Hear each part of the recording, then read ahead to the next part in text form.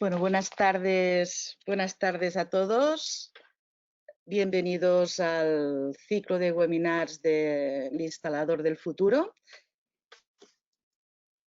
Este webinar de hoy versa sobre el vehículo eléctrico, como os comentábamos, y vamos a tener 4 partes. Una primera parte que va a ser, el ponente es Juanjo Catalán, que muchos ya conocéis, es consultor y colaborador de Prysmian Group, dar esa luz sobre la evolución del vehículo eléctrico y el impacto que va a tener en la generación eléctrica.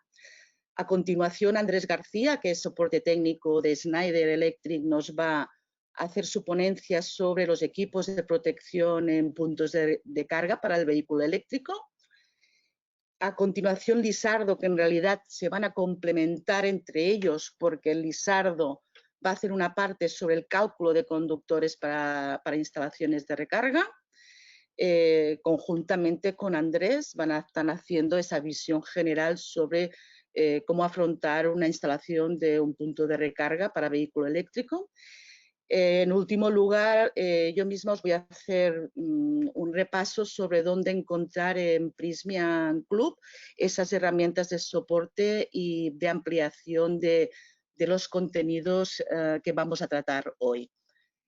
Sin más, vamos a iniciar, ya que hay bastante contenido hoy, y no retrasarnos en ello. Voy a pasar primer ponente a Juanjo. Por estas pruebas iniciales del directo. Buenas tardes a todos. Un placer estar de nuevo con los que ya habéis asistido a los anteriores webinars y también saludaros a los que os incorporáis por primera vez a este, ¿no? Bueno, como decía Nuria, desde luego el vehículo eléctrico suscita gran interés y aquí lo que vamos a tratar, sobre todo, no se trata tanto de lo que es el vehículo en sí, sino las infraestructuras de recarga, que al final es la actividad que nos vincula directamente a técnicos e instaladores principalmente. Y ahí hay mucho que hacer en todo eso. De alguna manera vamos a hacer una fotografía rápida, un escáner rápido de lo que supone eso a nivel de perspectivas y tal. Luego ya mis compañeros, tanto Andrés como Lisardo, entrarán más en los aspectos técnicos, ¿de acuerdo? Yo, para que os hagáis una idea de lo que voy a hablar muy brevemente, va a ser, primero, lo que determina de alguna forma el impacto que tiene la movilidad eléctrica, la e-movilidad, dicho de otra manera, en la transición energética, es un papel fundamental, principal. Que el vehículo eléctrico es mucho más allá que un coche que cambia un motor de combustión interna por electricidad. No es solamente cambiar la tracción, sino que comporta muchas más cosas, como veremos. Que este año, que ya está casi en su final, ha sido un punto de inflexión importante en la penetración del vehículo eléctrico y vamos a exponer por qué. Y que tiene unas perspectivas de desarrollo impresionantes, que las vamos a describir brevemente. De alguna forma vamos a entrar ya en lo que es las infraestructuras eléctricas y de recarga, eléctricas de recarga, que van más allá de lo que es la propia infraestructura energética, porque entra la conectividad, entra la inteligencia, entra todo lo que es el ámbito digital también para hacerlo de manera inteligente. Y luego lo que es la especialización, si os dedicáis os hacéis expertos en lo que serían esas infraestructuras, qué beneficios o qué oportunidades de negocios va a aportar. Bueno, sin más vamos a empezar, que tengo poco tiempo y muchas cosas que contaros. Vamos a hacer un poco el mapa de situación de lo que es la transición energética. Como hemos visto en los webinars anteriores, viene marcada en España por el PNIEC, el Plan Nacional Integrado de Energía y Clima, que viene de las normativas europeas del Green Deal, donde realmente como decía, la digitalización también tiene presencia, tiene mucha relevancia, por eso hemos puesto aquí el 5G, y que el vehículo eléctrico forma parte de este entramado de redes inteligentes, descentralizadas, distribuidas, la 3D, descentralizadas, digitales y descarbonizadas. ¿Qué quiere decir? Redes que son producción de energía renovable y consumo próximo en pequeñas redes de distrito, y donde las baterías de los vehículos eléctricos van a jugar un papel fundamental, sobre todo las de nueva generación bidireccionales, la V2G, ¿de acuerdo? Que dentro del Plan Nacional Integrado de Energía y Clima hay una parte importante que es la eficiencia energética, sobre todo recae mucho en los edificios, como hemos comentado en anteriores webinars, que otra parte viene el autoconsumo Y el aliado perfecto, la tercera pata del banco, sería el vehículo eléctrico, donde hay previsto entre 4 o 6 millones de vehículos eléctricos a un horizonte 2030. Y eso supone llegar al año 2023 a unos 100.000 puntos de recarga distribuidos entre a nivel privado en viviendas y luego ya a nivel de vías públicas e interurbanas. Muy bien, dicho esto, quería resaltar la importancia de la V2G como un elemento fundamental, porque las baterías van a jugar un papel fundamental en lo que es la gestionabilidad del sistema eléctrico. Las baterías domésticas, las baterías de gran dimensión para grandes suministros y las propias baterías del automóvil, que se convierten en un elemento de gestionabilidad. ¿Por qué? Porque son capaces de cargarse de la red y también suministrarle energía a la red, con lo cual van a intercambiar energía con la red, van a ser un activo energético de gestión a través de esos futuros sistemas, que desde luego el desarrollo del almacenamiento va a ser un factor clave al desarrollo del mix energético más eléctrico y que esto evidentemente se va a tener que organizar dentro de esas infraestructuras de recarga. ¿De acuerdo? Dicho esto, veremos que los principales 4 vectores sería la integración del vehículo eléctrico en la edificación, porque claro, dentro de los edificios, tanto viviendas como en los edificios terciarios, hoteles, instalaciones de todo tipo, comerciales y tal, vamos a tener allí puntos de diferente situación de suministro para las baterías de los vehículos eléctricos. Con lo cual, habrá que dotar esa infraestructura para que sea posible. Que el vehículo eléctrico, como apuntaba, va a ser un gestor de cargas, como hemos dicho. Pasamos de una situación donde la energía eléctrica se distribuía de forma centralizada y ahora de forma, en lo sucesivo, no de forma inminente, pero sí que a lo largo de estos 10 años, cada vez más de forma descentralizada y donde el consumidor va a tener un papel ya no pasivo, sino también activo. Va a ser su propio productor de energía a través del autoconsumo y también va, de alguna manera, a ofrecer excedentes de energía a terceros a través de la red. Con lo cual, se convierte en prosumidor. ¿De acuerdo? Un término nuevo que cada vez va a resultar más familiar. Por otro lado, el ámbito de aplicación pues sería, pues como decíamos, edificios públicos, privados, ámbito residencial y comercial y también en vías urbanas e interurbanas, ¿no? Y desde luego las instalaciones, sobre todo en lo que es el ámbito de edificios, vendrán muy marcadas por la nueva regulación en edificios que también comentamos el webinar pasado, que es el código técnico de la edificación, ¿no? Donde cada vez va a obligar a de alguna manera instalar más puntos de recarga o como mínimo ya obliga a hacer instalaciones provisionales, o sea, preinstalación para las conducciones de esas infraestructuras de recarga. Muy bien. ¿Por qué el 2020? Evidentemente esto, a partir de este análisis, es evidente que el vehículo eléctrico va mucho más allá que simplemente un coche que cambia el combustible por la electricidad, a partir de todo esto, ¿no? Que este año 2020, como apuntaba, ha sido un año de inflexión. ¿Por qué? Pues principalmente por 3 cosas. Porque han empezado ya a extenderse las infraestructuras de recarga. Cada vez, o sea, en poco tiempo tenemos que instalar puntos en vías interurbanas, como mínimo cada 100 o 150 kilómetros, en realidad cada 120 kilómetros, con lo cual la sensación de salir de viaje y quedarnos colgados va a desaparecer, es una barrera que se va a eliminar. Por otro lado, la industria del automóvil ha respondido este año ya con más de 300 modelos de vehículos eléctricos nuevos. Si os fijáis, la publicidad del automóvil en televisión, en todos los medios, prácticamente no se anuncian coches que no sean eléctricos, híbridos o eléctricos. ¿Por qué? Por una sencilla razón, porque están obligados a que una parte importante de las matriculaciones que van a tener este año sean vehículos eléctricos. ¿Para qué? Para no superar las tasas de emisión de toda su flota comercializada. Porque si no, les va a caer una multa millonaria, que de alguna forma va a incidir mucho en la cuenta de explotación de esta industria del automóvil. Con lo cual, esto ha obligado a ese lanzamiento masivo de nuevos modelos y de alguna manera hacer presión en la comercialización. ¿De acuerdo?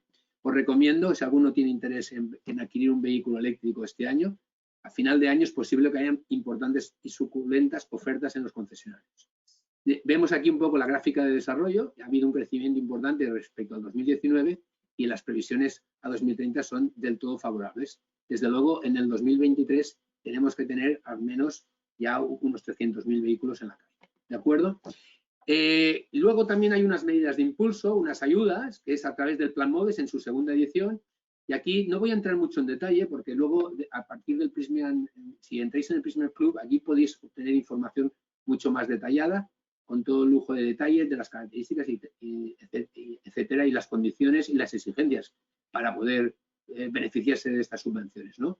Pero desde luego es importante que hay una parte importante de esas concesiones que no va dirigida a la adquisición de vehículos, sino al uso de infraestructuras de recarga, ¿no? A favorecer las instalaciones de recarga. Y que de alguna forma recae sobre las viviendas, sobre los aparcamientos, sobre los estacionamientos de flotas de empresa y las de uso público también, ¿no? Que los costes subvencionables en las infraestructuras de recarga, no quiero entrar mucho en detalle porque no tengo tiempo, pero está dentro del proyecto, la obra civil, la ingeniería, los costes del cableado, la instalación, en fin, y el propio punto de recarga, ¿no? Y que los costes subvencionables recaen sobre la prestación eléctrica y la conducción principal en las zonas comunitarias.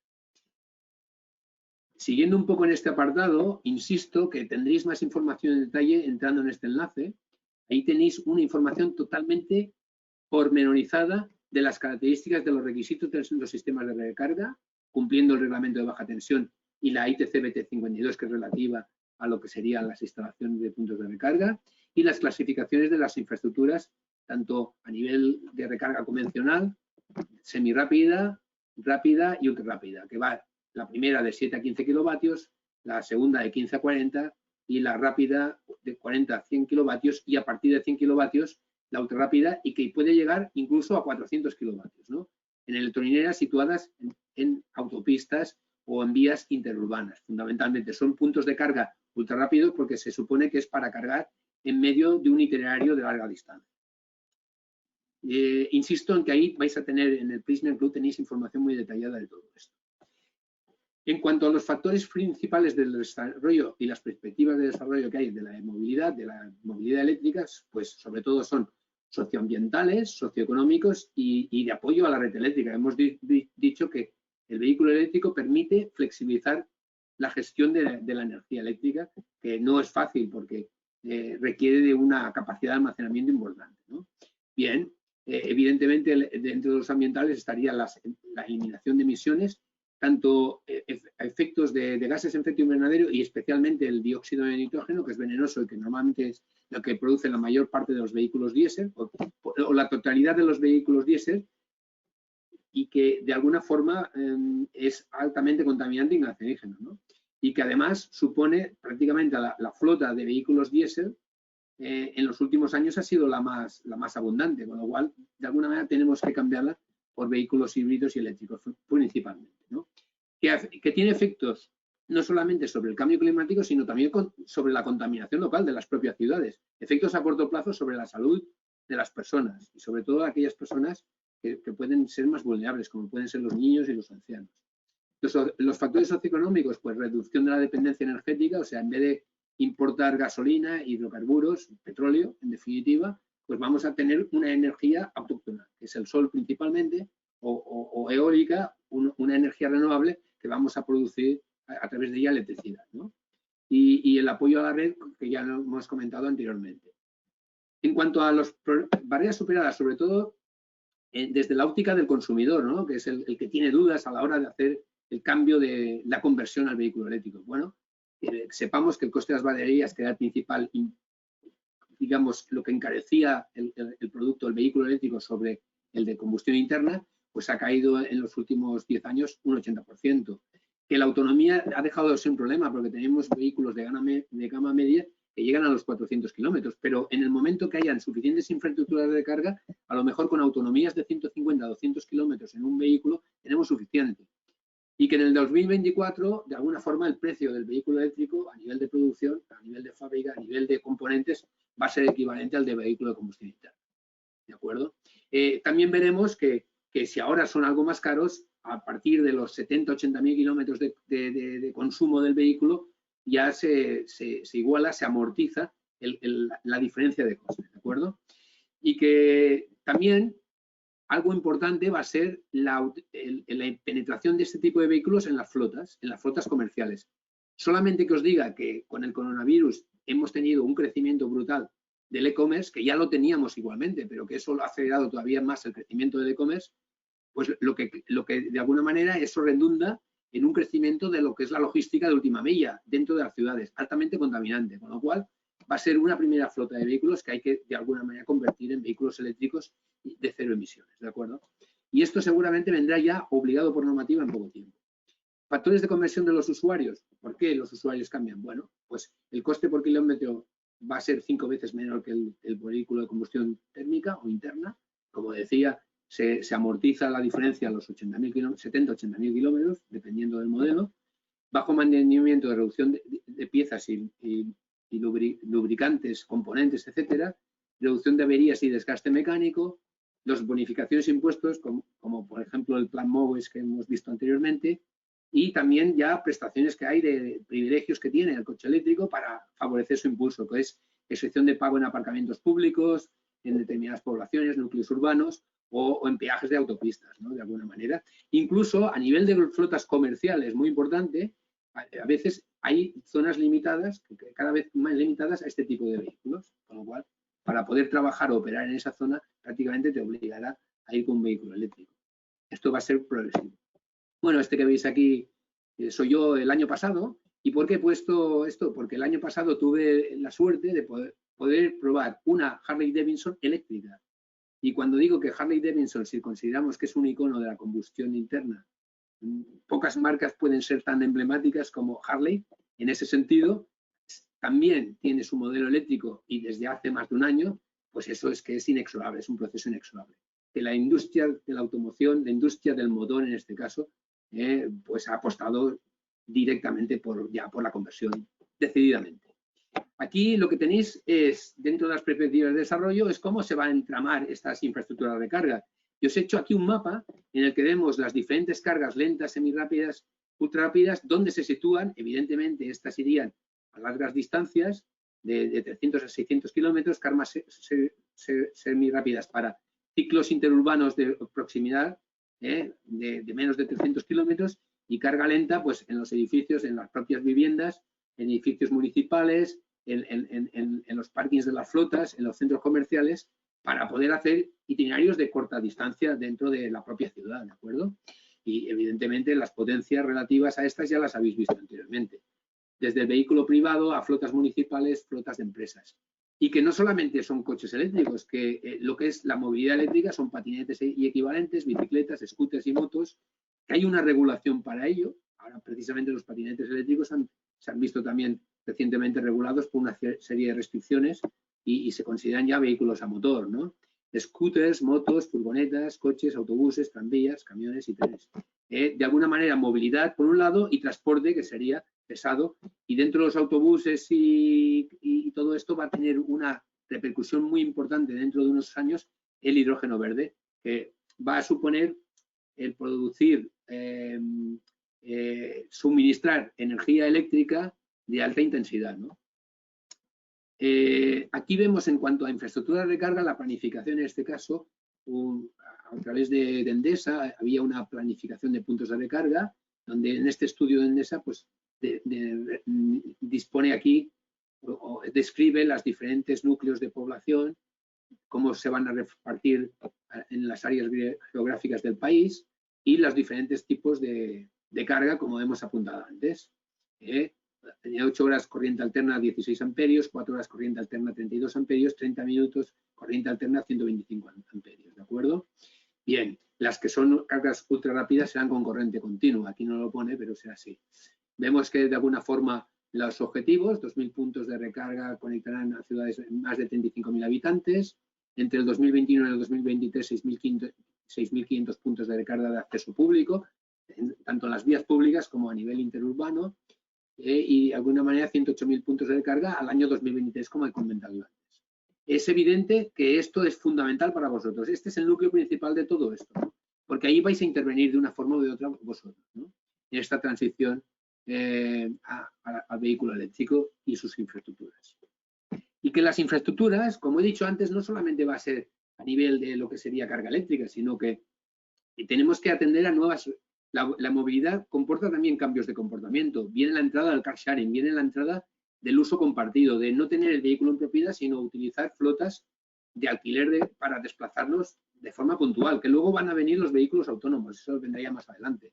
pero que de alguna forma tenemos que atender 4 aspectos fundamentales dentro de la infraestructura, que es la red viaria, las infraestructuras de gestión de flotas, que tanto flotas comerciales como de transporte ligero, última milla, etcétera, o de transporte pesado, los materiales que se van a utilizar, sobre todo las nuevas generaciones de baterías de litio en estado sólido, que va a ser una revolución a partir del 2023, que va a reducir mucho los costes y va a aumentar la densidad de carga y, por supuesto, la autonomía del vehículo. Y todo lo que es las infraestructuras de gestión de tráfico. ¿Y por qué he puesto aquí la 5G? Porque esto hay que hacerlo de manera inteligente.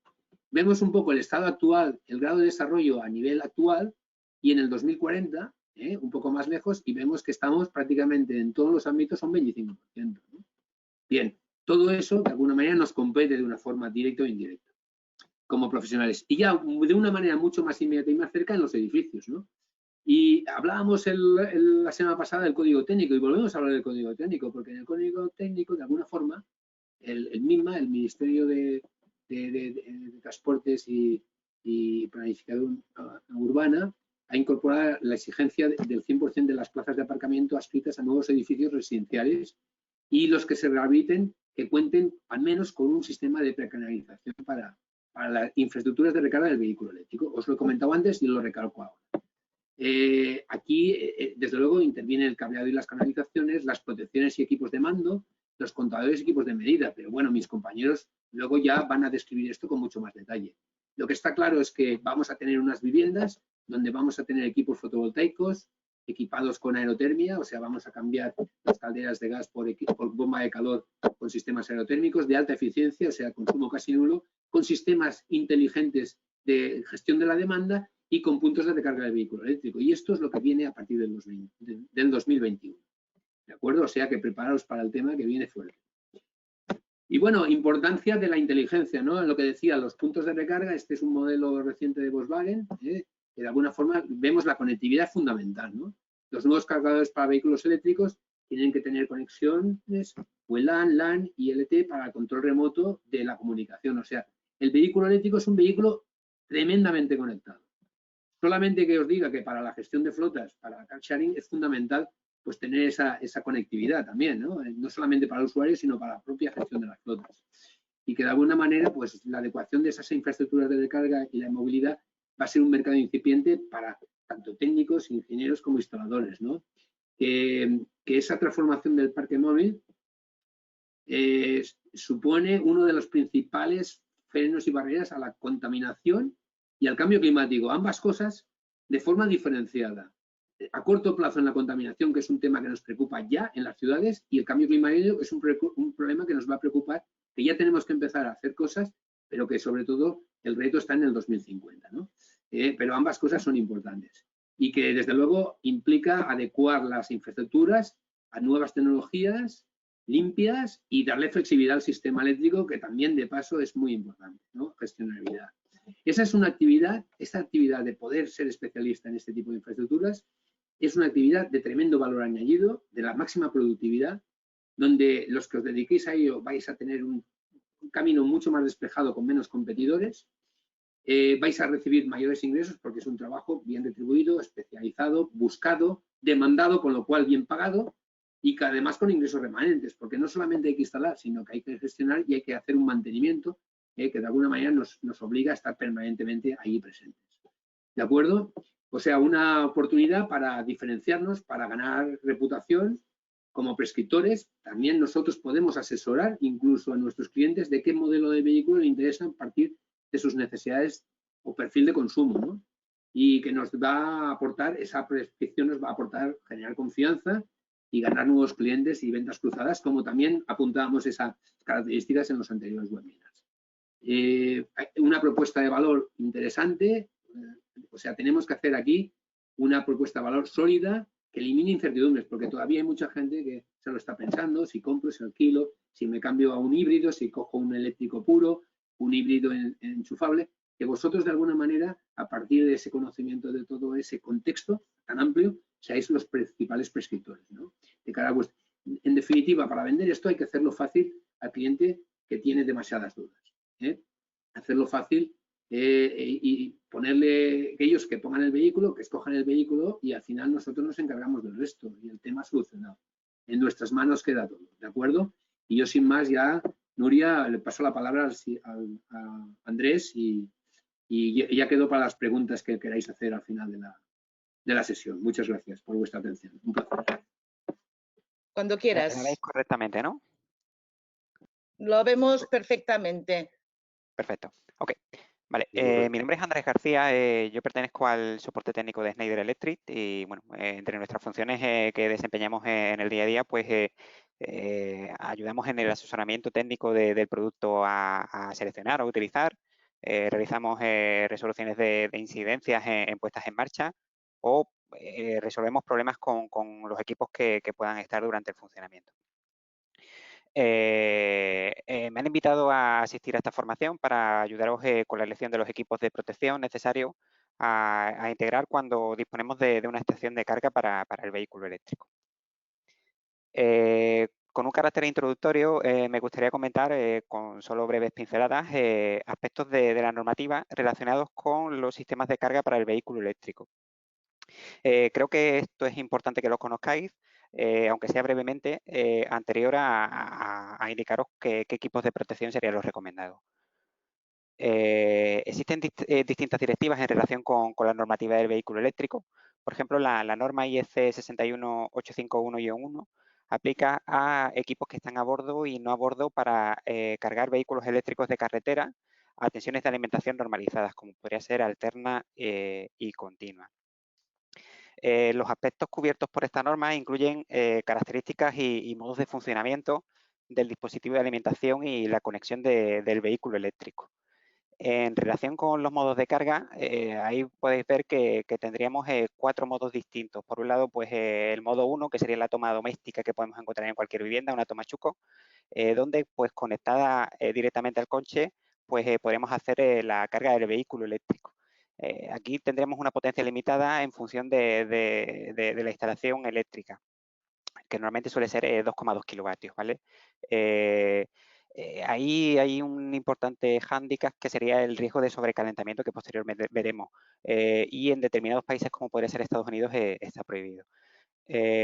A nivel de otro modo de recarga tendríamos el modo 2, que tendría la misma toma doméstica, pero tendría una protección especial. La diferencia con el modo 1 pues, se encuentra en la caja que ves ahí de color gris, de interconexión entre la toma de chuco y el vehículo eléctrico, que hace unas funciones de limitar la potencia. A nivel de distintos modos de carga o la carga más recomendada sería la estación de carga de modo 3, ¿vale? Esta es la conexión recomendada para establecer una carga del vehículo eléctrico, principalmente porque bueno, pues, es capaz de comunicarse con el vehículo eléctrico de manera constante, ¿vale? Disponen de unas tomas específicas que posteriormente ahora comentaremos. Y aparte de lo que sería la conexión de potencia, integran dos hilos de comunicación, que serían los cables pilot, para comunicar al vehículo eléctrico cuál es la potencia de carga y el estado de esa carga en el que se encuentra. Tanto los modos de carga 1, 2 como 3 son los que se realizan en alterna. Estos no disponen de información del nivel de carga de la batería y posteriormente tendremos un modo de carga en continua que sería el modo de carga 2, lo que anteriormente comentaba Juan con lo que sería pues una carga rápida. Y esto permitiría pues grandes potencias y un tiempo de recarga mucho más corto. Vale, a nivel de la norma IEC 62196, esto aplica a clavijas, bases de toma de corriente y los conectores del vehículo eléctrico. Ahí pues cubriría pues todo lo que serían las dimensiones que debe incorporar la toma, cómo debe encliquetar la base con la clavija y podríamos disponer desde tomas para alterna como puede ser la toma tipo 1, la toma tipo 2 o está ya en desuso que sería la toma tipo 3, que sería la SCAME. La toma tipo 1 está sobre todo pues orientada a la parte del mercado asiático y también se denomina como toma Yazaki. La toma tipo 2 sería la que principalmente está estandarizada en el mercado europeo y se denomina o se nombra también como toma Menequis. ¿Vale? También tenemos otro tipo de tomas o conectores, estas serían las huellas de los conectores para carga en continua. Tendríamos la HDEMO y la CS Combo.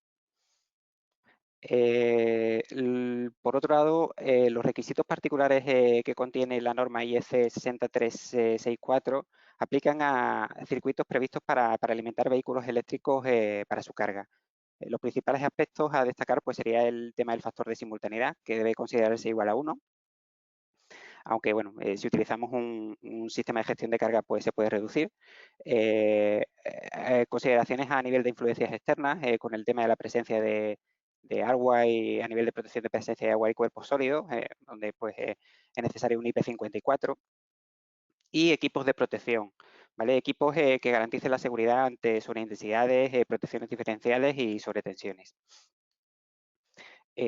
Todo esto a nivel local, la instrucción técnica ITCBT 52 engloba pues, todas estas normas internacionales anteriormente citadas, con algunas particularidades que trataremos a continuación.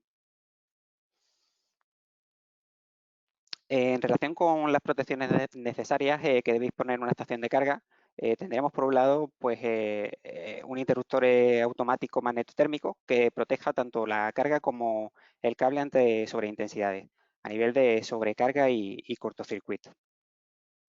Tendríamos también o deberíamos añadir un interruptor diferencial para la protección de personas. Este puede ser en forma diferencial con un diferencial puro conforme a la IEC 61008 o un interruptor que combine las dos protecciones, tanto magnetotérmica como diferencial. Añadir un dispositivo que proteja la instalación y las cargas correspondientes a una sobretensión ante una caída de un rayo, pues sería necesario disponer de un equipo que sea capaz de derivar esta sobrecorriente a tierra y evitar el paso a través de las cargas, ¿vale? Imaginaos un vehículo eléctrico como puede ser un vehículo de Volkswagen o Tesla, que puede haberse afectado parte o en su totalidad de lo que serían los componentes eléctricos que lleva en su interior, pues por este motivo, ¿no? Por la caída de un rayo que le puede afectar. También sería interesante o sería necesario añadir equipos de protección que aseguren el disparo del interruptor automático cuando detecten una sobretensión entre fase neutro superior a 255 voltios. Este fenómeno se origina por el corte del neutro de la instalación. Aquellos equipos monofásicos que puedan quedar alimentados a una tensión superior, al no tener referencia de neutro, pues pueden provocar el deterioro de estos. Bien, pasamos a tratar con detalle cada una de las protecciones. En primer lugar, la norma IEC 60364, que sería norma internacional, determina que cada circuito que alimenta un punto de conexión debe estar individualmente protegido contra un dispositivo contra sobreintensidades. Es decir, mediante esta instrucción, pues determinamos que cada toma o punto de conexión deberá llevar su protección particular, sin posibilidad de compartir la misma protección con otras estaciones de carga o incluso con otra toma si, por ejemplo, la misma estación de carga tuviera dos puntos de carga.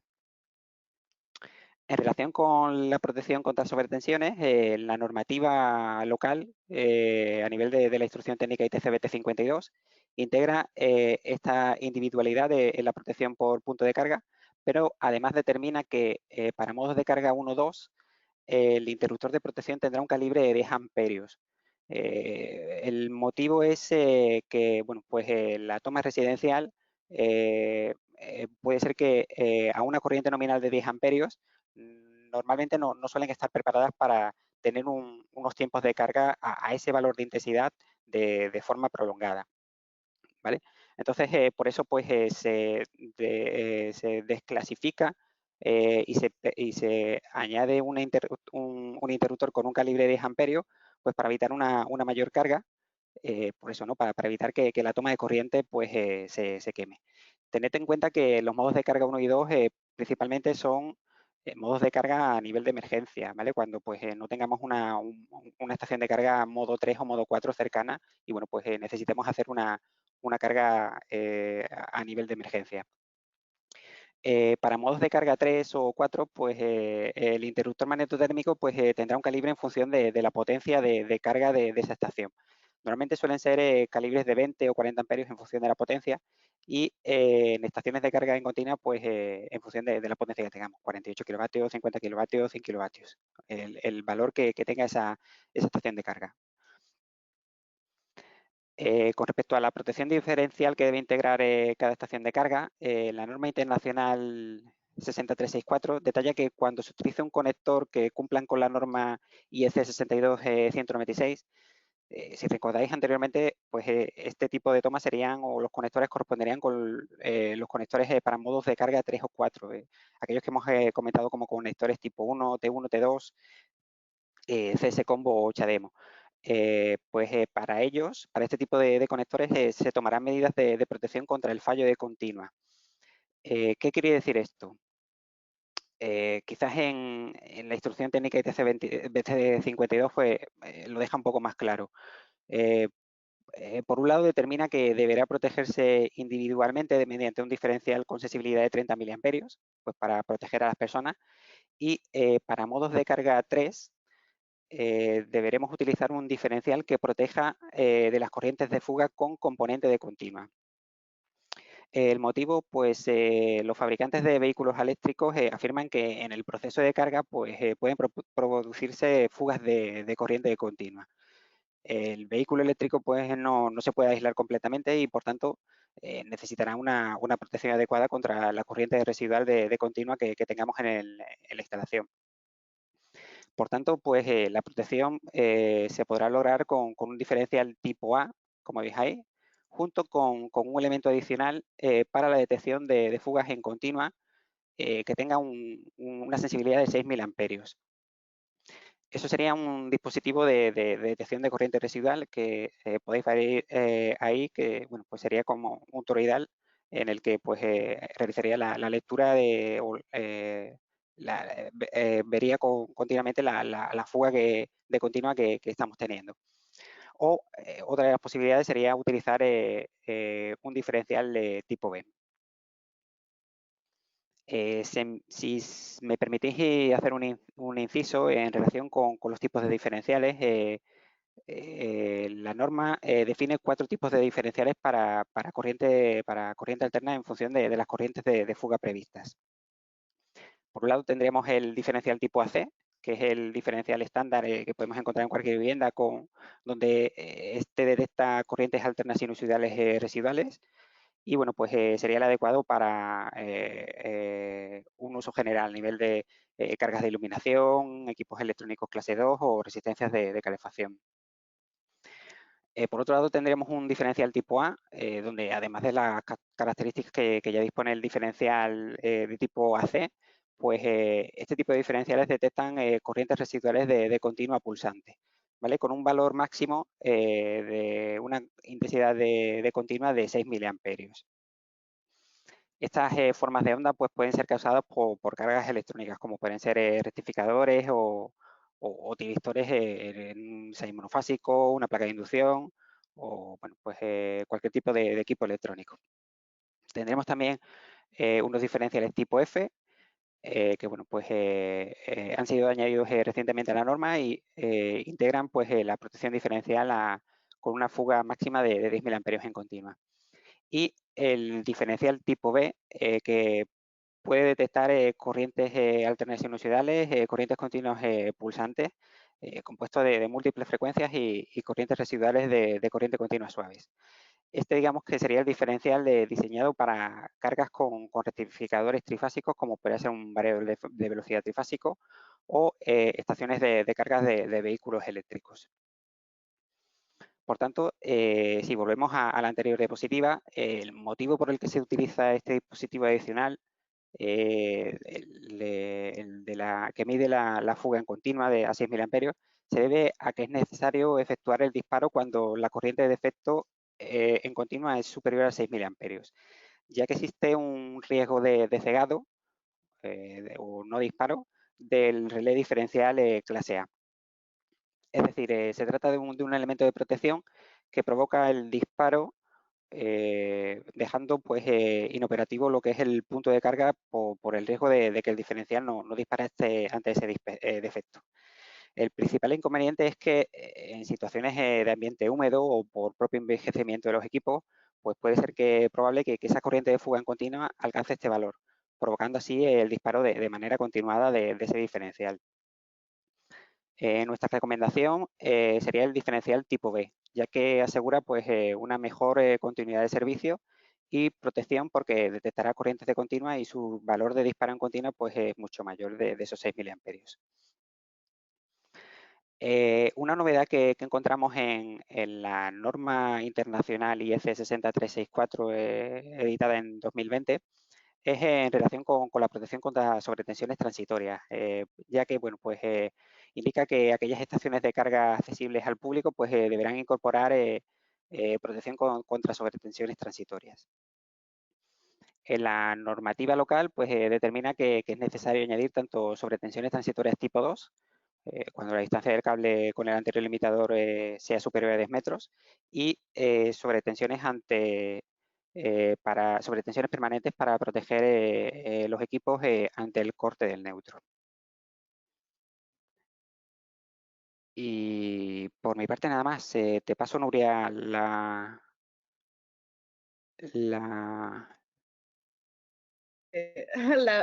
parte, voy ahora, gracias Andrés, ahora va a participar Lisardo Recio, que nos va a presentar, creo Lisardo que ahí, sí, estás entrando tú con tu pantalla, Lisardo. Lisardo va a hacernos ahora su ponencia sobre conductores y sobre ese cálculo de conductores. Adelante, Lisardo. Hola, buenas tardes. Gracias, Nuria. Bueno, vamos a hablar sobre el cálculo de los conductores para instalaciones de recarga del vehículo eléctrico. Como sabéis, para cualquier duda o para casi cualquier duda, estaremos al final a disposición vuestra. ¿De acuerdo? Bueno, pues hemos dividido básicamente en dos tipos de cálculo, ¿no? Uno el muy básico, ¿no? Que sería el caso más sencillo y más, bueno, directo, rápido, que sería el circuito de recarga en un garaje comunitario, es decir, un garaje existente y alguien quiere un punto de recarga ahí. Y luego ya el de una electrolinera, ¿no? Que sería un poco quizá hasta cierto punto del otro extremo, ¿no? Entonces, bueno, empezamos con este. Sí que os añado que para nuevos edificios, ya que no lo voy a tratar esta vez, para nuevos edificios de viviendas, el código técnico de la edificación va a ser modificado y se va a obligar a que se haga la preinstalación para el 100% de las plazas, ¿vale? Sabéis que el reglamento decía una cosa, luego el Real Decreto 542/2020 que salió este año decía otra, dejándolo un poco más en el aire, pero el código técnico va a ser modificado y en edificios nuevos de viviendas, un poco en la línea de lo que decía Juanjo, que viene el vehículo eléctrico para quedarse, bueno, se va a obligar a la preinstalación para el 100% de las plazas. Esta preinstalación no incluirá el cable, ¿vale?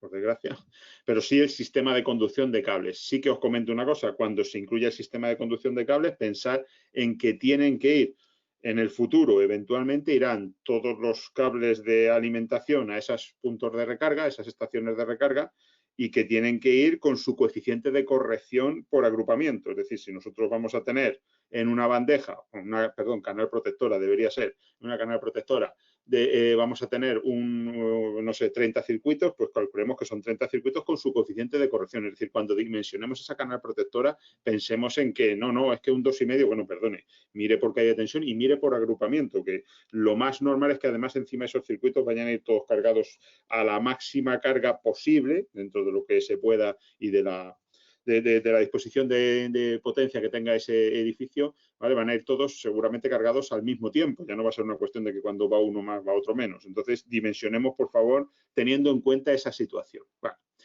Y vamos al ejemplo este sencillo, bueno, que es, digamos, un poco el que se recoge en el esquema 2, ¿no? Nosotros tenemos nuestra centralización de contadores, y igual que tenemos una derivación individual que sale hacia la vivienda, pues de ahí sacamos el circuito hacia el punto de recarga del vehículo eléctrico. Decir que esto nuevo no es una derivación individual, aunque efectivamente sale de un contador y llega hasta un cuadro de mando y protección que tenemos en la estación de recarga, ¿vale? No, no.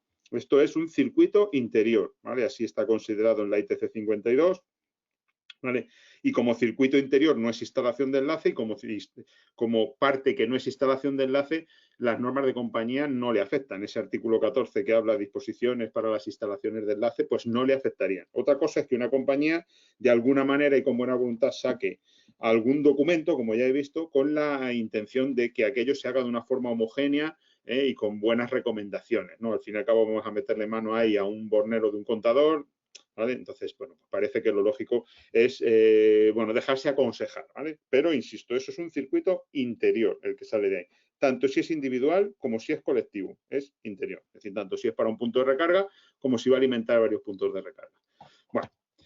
Bueno, elegimos este sistema de instalación, ¿vale? Vienen ahí dos conductores porque, bueno, normalmente se ponen los conductores cargados. Pero bueno, eso sería fase neutro y conductor de protección para una toma monofásica. Utilizaremos el cable AFUMES Class de 750 voltios con esa clase de reacción al fuego, que es la de los cables de alta seguridad. Clase CCA S1B de 1 a 1. Bajo tubo en montaje superficial. Los datos, pues hemos cogido una estación de 3,7 kilovatios, una intensidad, por tanto, nominal de 16 amperios. Suponemos ese coseno de phi igual a 1, tal y como nos da la ITC, la guía BT25, sin perjuicio de que, bueno, pues se pudiera razonar de otra manera. Una longitud de aproximadamente 28 metros en este caso, monofásica a 230 voltios. Y ya podemos hacer los cálculos, primero, por intensidad admisible. Como sabemos, la norma de referencia es la UNHD 60364-5-52. ¿Vale? El sistema de instalación, al ser bajo tubo grapado a la pared con conductores unipolares, es un sistema B1. ¿Vale? Y como vemos, esto que lo tengo extraído, bueno, es como extraído de la norma, pero bueno, lo hicimos nosotros en 3 dimensiones y está en nuestro catálogo de baja tensión que os podéis descargar sin problema. Bueno, pues ahí nos dice que ese sistema de instalación se corresponde con una referencia B1.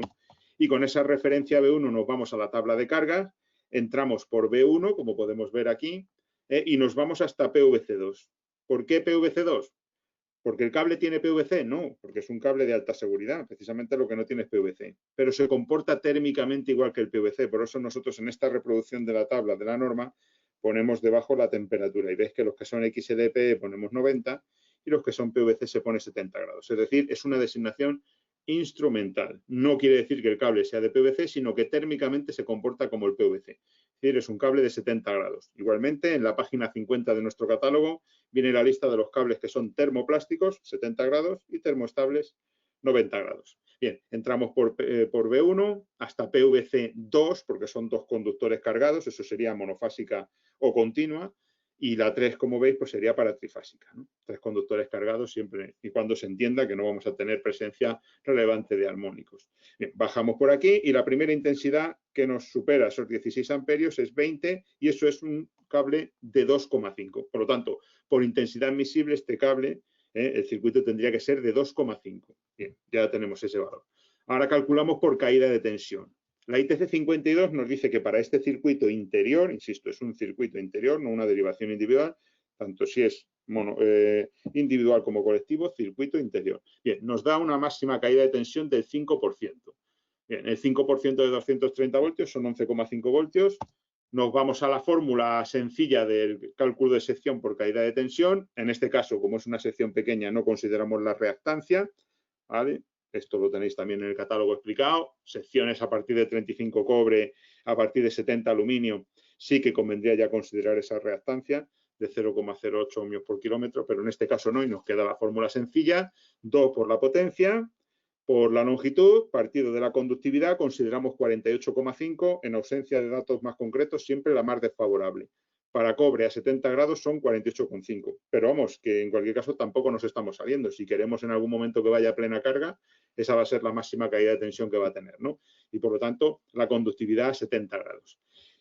Caída de tensión en voltios y por la tensión en voltios 230. Y nos sale 1,6, por tanto, la sección primera normalizada es 2,5. Nos coincide el criterio de la caída de tensión con el criterio de la intensidad admisible. Bien. Bueno.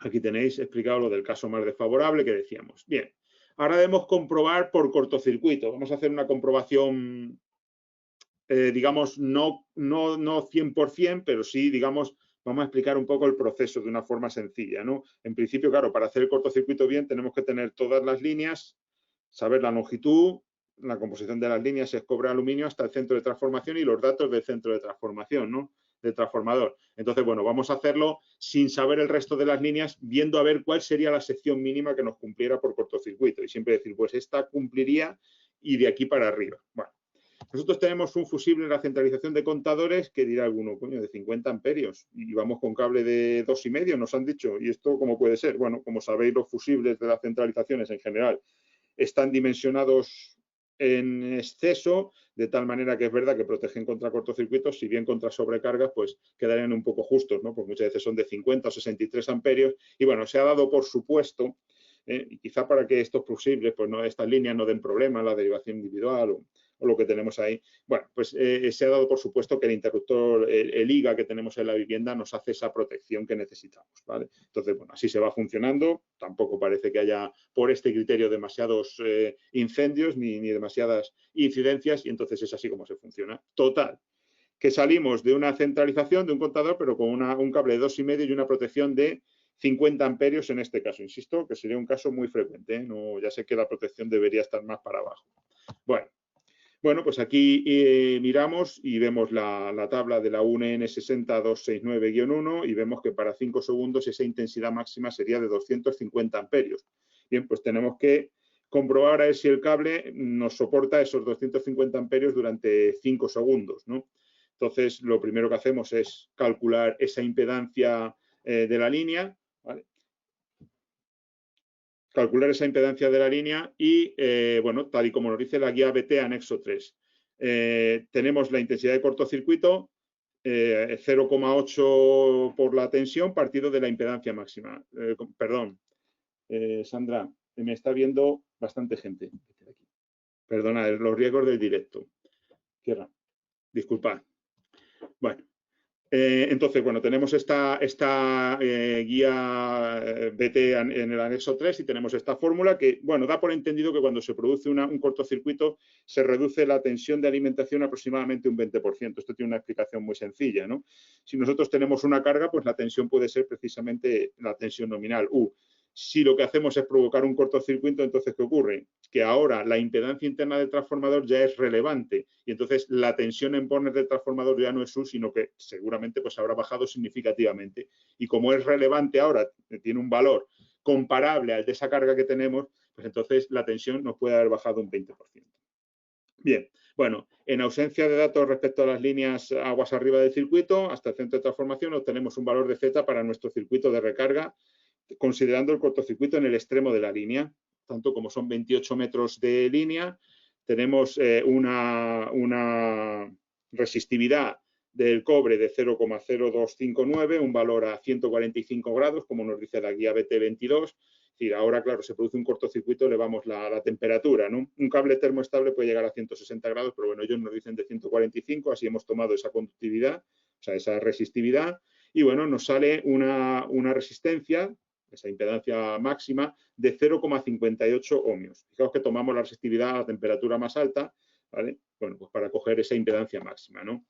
Bueno, bien, entonces el cortocircuito mínimo que se nos produce son 317 amperios, ¿no? Que es mayor que 250 amperios, por lo tanto, nos actuaría la protección. Ahora tenemos que ver si el cable puede soportar esto. Es decir, nosotros ya hemos garantizado el funcionamiento de esa protección a los 5 segundos porque sabemos que nos va a superar esos 250 amperios, que es a partir de cuando actúa la protección, ese fusible, ¿no? Va digamos, a abrir el circuito.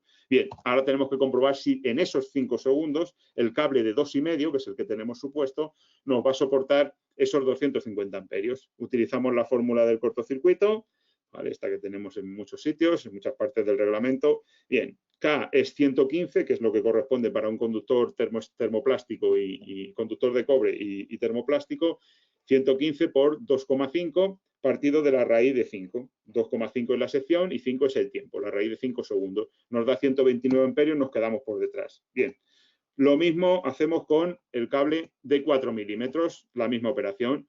vemos que lógicamente dará un cortocircuito mínimo más elevado porque hemos reducido la impedancia de la línea. Ahora tenemos que comprobar a ver si nos soporta ese cortocircuito 5 segundos. Y una vez más vemos que se nos queda corto. Probamos con el de 6. Misma operación. Por supuesto, ahora volvemos a tener una intensidad mínima más alta porque hemos reducido más la impedancia de la línea. Y en este caso sí que ya superamos esos 250 amperios y por lo tanto diríamos que la sección de 6 milímetros cuadrados puede ser válida.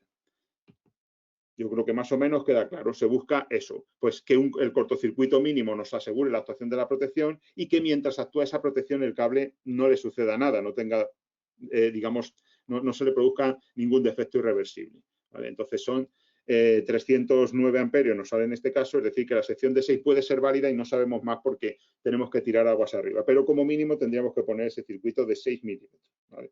Y no nos confiemos con los 16 amperios porque hay que hacer estas cuentas o por lo menos tirar al alza, ¿no? En este caso está perfectamente demostrado y es que no dejamos de tener una protección demasiado elevada para lo que sería un circuito de 2,5 que utilizaríamos para la recarga mínima como valor mínimo para el circuito eléctrico, ¿vale? Ni siquiera valdría 1,5 porque el propio reglamento, la propia ITC 52 habla de ese mínimo 2,5. Bien. Pasamos al caso de una electrolinera de 50 kilovatios, porque bueno, hay una previsión del gobierno, ya la lanzaron y la idea era que en cada estación de servicio hubiera al menos un punto de recarga de 50 kilovatios, ¿no? Esto es lo que se tiene previsto. Todavía no se ha legislado, pero vamos, por lo menos ese titular ya se ha lanzado, ¿no? Si queremos que el vehículo eléctrico se desarrolle, si queremos llegar a esos objetivos que nos piden, los propios objetivos que tienen los fabricantes de no emitir más de 95 gramos de CO2 por kilómetro de media en los vehículos, porque van a estar penalizados por cada gramo de más con 95 euros por unidad vendida. Tanto, bueno, pues podéis hacer las cuentas fácilmente, como vendan millones de coches y en vez de 95 les salgan 96 gramos de CO2 de media, pues la multa va a ser considerable, ¿no? Entonces hay una apuesta decidida también, ya, bueno, por las buenas y por las malas, por el vehículo eléctrico. El caso es que se tiene esta intención, igualmente se quieren cambiar otras normativas que son exigentes en cuanto a los puntos, en cuanto a las estaciones de servicio, para facilitar este tema de la instalación de la electrolinera, es decir, va más allá del hecho de que hay una voluntad de poner electrolineras, sino que además querer facilitarlo con respecto, bueno, allanando un poco otras exigencias al respecto de las estaciones de servicio que suelen ser bastante estrictas. Bien, pues nos vamos con la electrolinera, supongamos esta electrolinera de Schneider, ¿vale? Trifásica, 400 voltios con una potencia de 50 kilovatios, vamos a suponer un coseno de phi 0,9 y una longitud de la línea que alimentamos desde ese transformador hasta la electrolinera, ¿no? De 45 metros y que va a ir bajo tubo y enterrado. Bien. Utilizaríamos este cable, la FUMES Class 1000 voltios con esta clase, CCAS1B de 1 a 1. ¿Vale? La intensidad que va a circular, bueno, pues si tenemos una potencia de 50 kilovatios, ahí tenemos la fórmula sencilla, van a ser 80 amperios. Bueno, pues con ese criterio vamos a dimensionar. Vamos a poner un interruptor automático de una intensidad nominal de 100 amperios y un poder de corte puesto aquí 70. Son 10 kiloamperios, ¿vale? Lo cambiaremos, ¿ya? Lo vamos a dejar ya cambiado, que quede aquí bien, ¿vale? Ya está tratado también y coordinado con el compañero de Schneider. Son 10 kiloamperios, ¿vale? Bueno, pues seguimos. Lo vamos a hacer enterrado bajo tubo. Como sabéis, eso es un sistema D1, según nos dice la norma de referencia para intensidades admisibles. Y nada, nos vamos a la tabla. Esta es la misma tabla de la norma, pero bueno, que yo la tenemos en el catálogo de baja tensión. Está un poco recortada para que se viera más grandecito. Entonces, XLPE3, ¿por qué? Porque es cable termoestable, es de cobre y es trifásica, ¿vale? Entonces, cobre, XLPE3. Y llegamos hasta el primer valor que nos supera esos 100 amperios de la intensidad nominal de la protección, ¿no? Ya que dimensionamos en este caso porque sabemos la protección que vamos a poner. Bien, sección de 35. Bueno, pues tenemos por intensidad admisible sección de 35 milímetros cuadrados. Detalles añadidos a tener en cuenta. Si estamos en zona ATEX, ya sabemos que hay que descargar el cable un 15%. Nos valdría el mismo cálculo porque nos saldrían 94 amperios, podríamos seguir protegiendo con la intensidad, con la protección de 100 amperios, ¿de acuerdo? Pero sabéis que la ITC BT29 nos habla de mayorar bueno, rebajar un 15% la intensidad de los conductores, o lo que es lo mismo, dividir por 0,85 esa intensidad, ¿vale?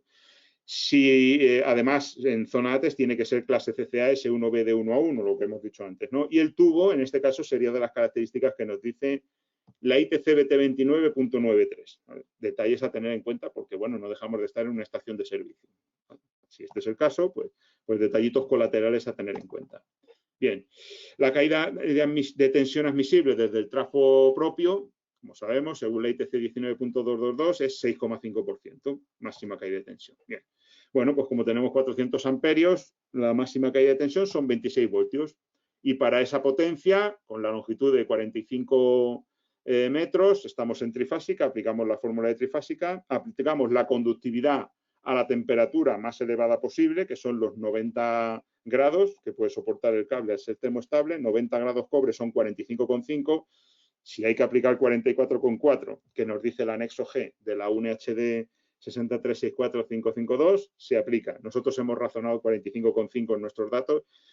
Todavía con un 44,4 sale la sección más alta, ¿no? Pero bueno, al fin y al cabo, lo importante es no usar el popular valor de 56 porque ese evidentemente no es un valor aceptable, ¿no? Que la gente en general toma como 20 grados, pero que bueno, luego con los números son 29,1 grados, ¿no? De hecho, a 20 grados, según la UNE 20003, la conductividad del cobre no es 56, sino 58, todavía más elevada. Bueno, es un detalle, simplemente considerar la realidad, ¿no? Que esa electrolinera puede estar funcionando a máximo rendimiento y entonces el cable va a estar prácticamente a la máxima temperatura, ¿no? Y entonces tendríamos que estar más cerca del 45,5 que de ese 56, lógicamente. Bueno, caída de tensión 26 y tensión 400. Y nos sale 4,75, 6 milímetros. Por lo tanto, la sección de 35 nos vale. Bien. Bueno, ahora para el cortocircuito necesitamos conocer impedancias máximas aguas arriba de la electrolinera para conocer la intensidad mínima del cortocircuito y saber si se activará la protección.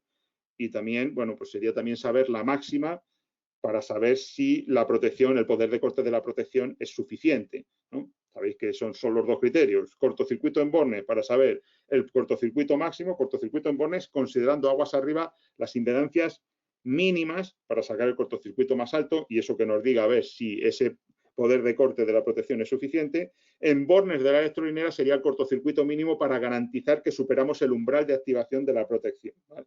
Que hemos dicho que son 100 amperios, por lo tanto sería 10 veces ese valor nominal al ser una protección tipo C. Entonces sería un mínimo de 1000 amperios. Lo vemos poco a poco. Ahí tenemos los valores del transformador que tenemos, tensión de cortocircuito porcentual el 4,5%, pérdidas en el cobre 2.550 vatios y la potencia nominal de 160 kVA, transformador propio de la gasolinera, ¿vale? Bien, aquí tenemos una impedancia, la de cortocircuito, y luego en la línea tenemos Z igual a R más JX. Bueno, comprobamos el poder de corte de la protección, calculamos el cortocircuito en bornes del transformador, ¿vale? Realmente sería en bornes del cuadro, pero bueno, el cuadro puede estar a 4 o 5 metros, hemos considerado esa línea no relevante y hemos tomado solo digamos, los valores del transformador, ¿no?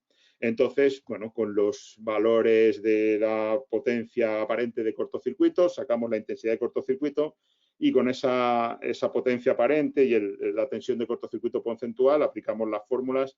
El caso es que al final, como veis, pues nos da esa potencia, esa intensidad de cortocircuito máxima en bornes del transformador, que podría ser como en bornes de esa protección del cuadro que hay a los 4 o 5 metros de transformador, 5,1 kiloamperios, que son menos de los 10 kiloamperios del poder de corte de la protección que hemos dicho. ¿De acuerdo? Por lo tanto, ya tenemos garantizado que el poder de corte, el cortocircuito máximo no es superior a ese poder de corte de la protección. Vamos bien, entonces, de momento, sin problema con esa protección de 100 kiloamperios, de 100 amperios. Ahora vamos a comprobar el cortocircuito mínimo para asegurar la activación de la protección. Es decir, tener seguro que en el caso de que se produzca el mínimo cortocircuito, que sería en bornes del receptor, de la electrolinera, y siempre con las impedancias más altas posibles. Es decir, bueno, pues considerando reactancias y resistencias a la temperatura que hemos dicho antes de 145 grados, es decir, para que sea la más alta posible y así tenemos el valor mínimo que se va a poder producir por cortocircuito y así garantizar que dentro de esas curvas de actuación de las protecciones, en el caso más desfavorable, nos va a poder actuar, vamos a tener garantizada la actuación y por lo tanto protegida la línea.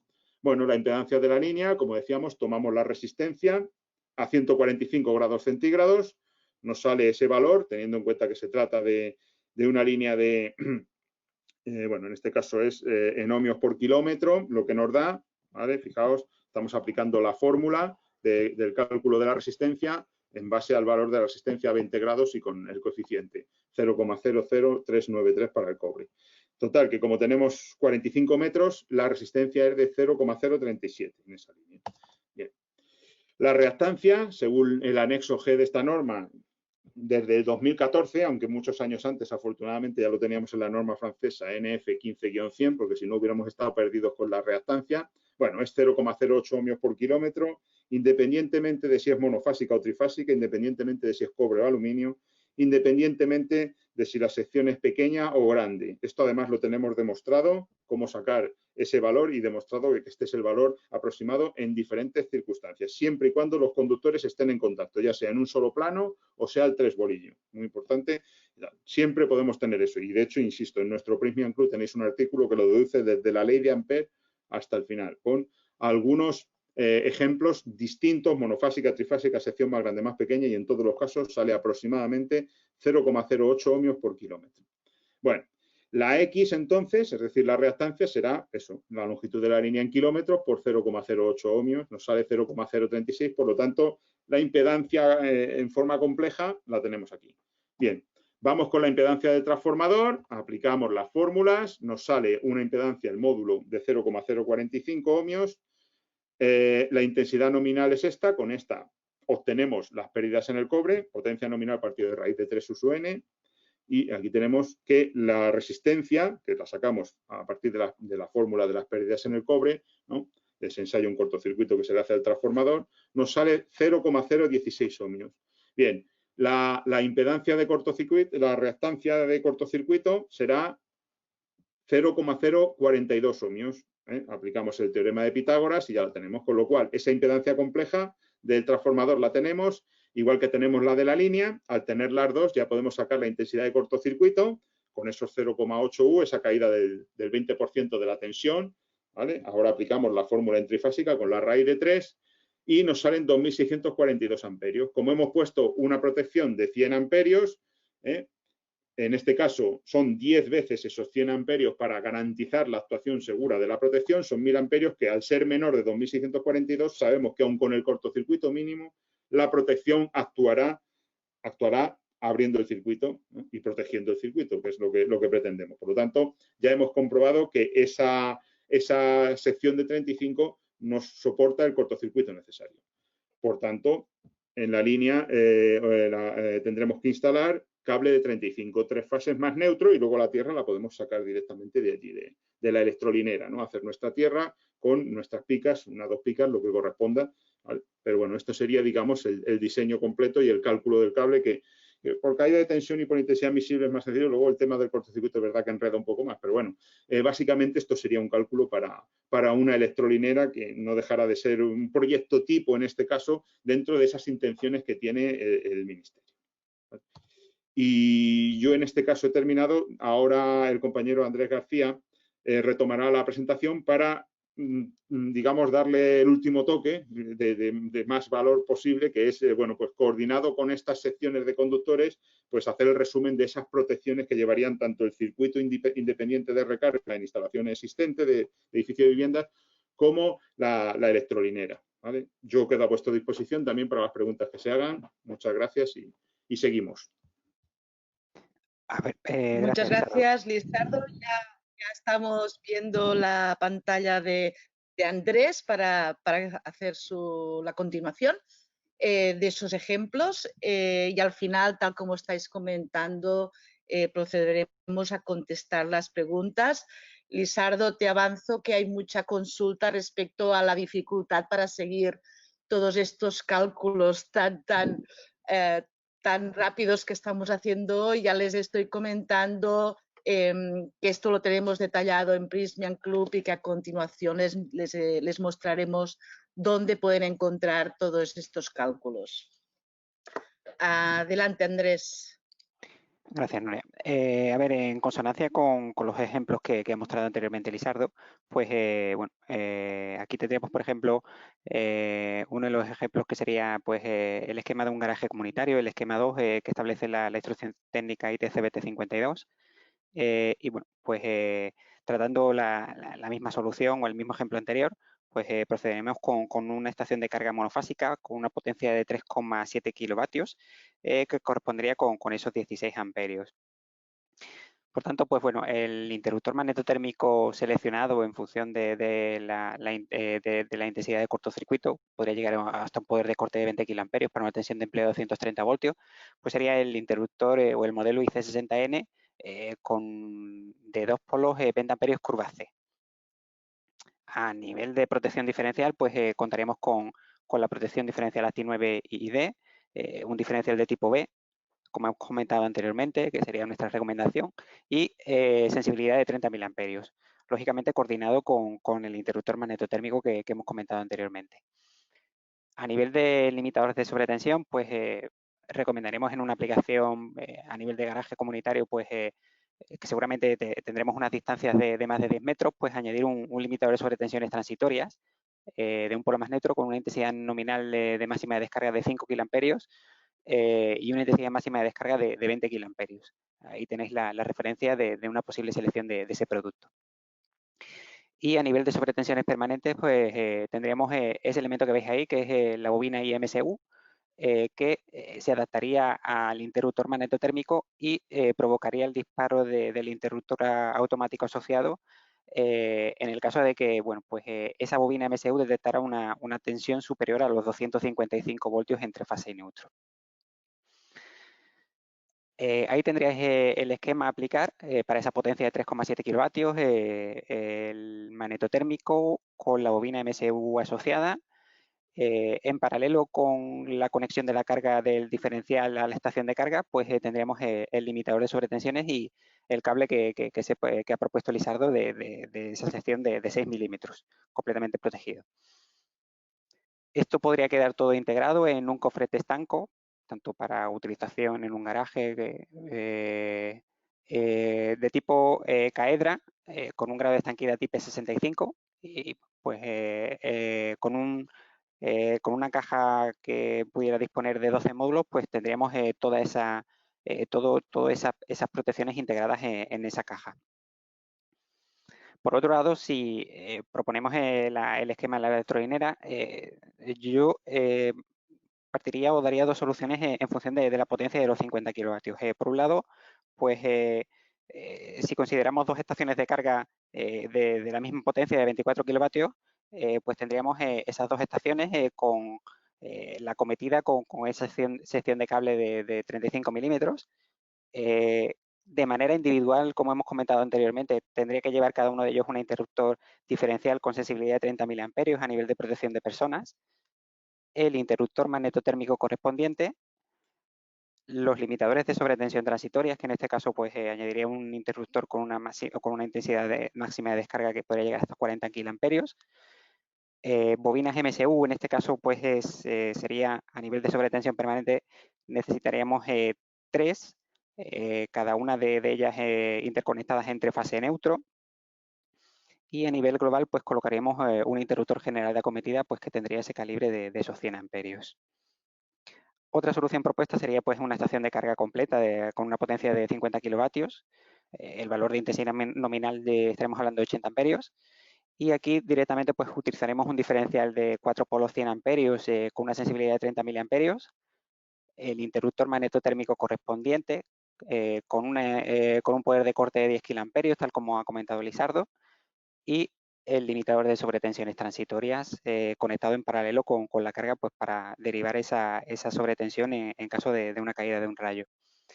Y de igual manera que el anterior, pues añadir 3 bobinas MSU para protección ante sobretensiones permanentes provocadas por el corte del neutro, cada una de ellas interconectadas entre fase y neutro. Estas serían las soluciones propuestas para los dos ejemplos que ha comentado Lisardo. Muchas gracias, Andrés. Tal como os comentaba al inicio, durante todo el webinar os he ido escuchando de vuestras consultas respecto a, evidentemente es un webinar con muchísimo contenido. Deciros que toda esta información está en Prysmian Club. Os voy a mostrar muy rápidamente porque quiero que entren ya a contestaros todas vuestras dudas, pero en Prysmian Club disponéis de la formación detallada a nivel de cursos de mejora de conocimientos y de cursos Avanza, que tenéis herramientas de cálculo, que tenéis los consejos y trucos del experto. Ahí están todos los artículos técnicos de Lizardo con todos estos cálculos hechos a detalle en un artículo en el web que podéis seguir, os lo podéis descargar sin problemas. Y luego tenéis también todos los artículos de Juanjo con todas las tendencias de mercado, que hoy ha hecho un pequeño resumen, pero tenéis muchos artículos dentro de Prysmian Club. ¿Dónde lo vais a encontrar? Esto lo vais a encontrar cuando accedáis a Prysmian Club. Hay un apartado superior que es formación. Este formación contiene un desplegable en el cual en la columna de la izquierda tenéis el acceso a los cursos directamente y ahí vais a encontrar el cálculo de conductores para instalaciones de recarga de vehículo eléctrico de Lizardo, donde está todo lo que hemos visto en cálculos súper detallado. Y por otra parte tenéis lo que llamamos el itinerario formativo, es decir, que si accedéis a este itinerario de experto en instalación eléctrica de punto de recarga de vehículo eléctrico, accederéis a una home donde disponéis de toda la información que hay en Prysmian Club sobre la temática de vehículo eléctrico, de manera que tenéis el acceso a los cursos, a los webinars y los cursos, inclusive aparte del curso de Lizardo, de todos los cálculos, disponéis también del webinar que hicimos también conjuntamente con Snyder respecto a la instalación de un punto de recarga de Levelink, y luego disponéis también de todos los artículos que hay al día y de cálculos y técnicos en Prysmian Club. Están todos aquí, todos exclusivamente los de temática de vehículo eléctrico. Aquí podéis profundizar sobre todo lo que hemos estado viendo hoy. Está todo en Prysmian Club. Luego comentaros que aparte de esto disponéis de un chat de consultas técnicas directamente con el equipo técnico. Lo tenéis en la web. Esto solo hace falta que seáis socios. No, os invito a los que no seáis socios todavía a hacerlo, es totalmente gratuito.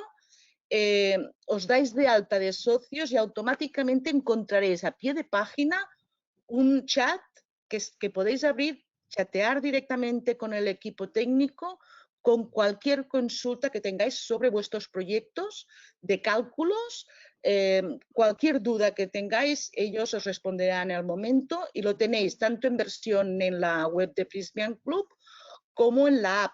En la app de Prysmian Club, si os la descargáis, también tenéis un botón de acceso directo al chat de consultas técnicas.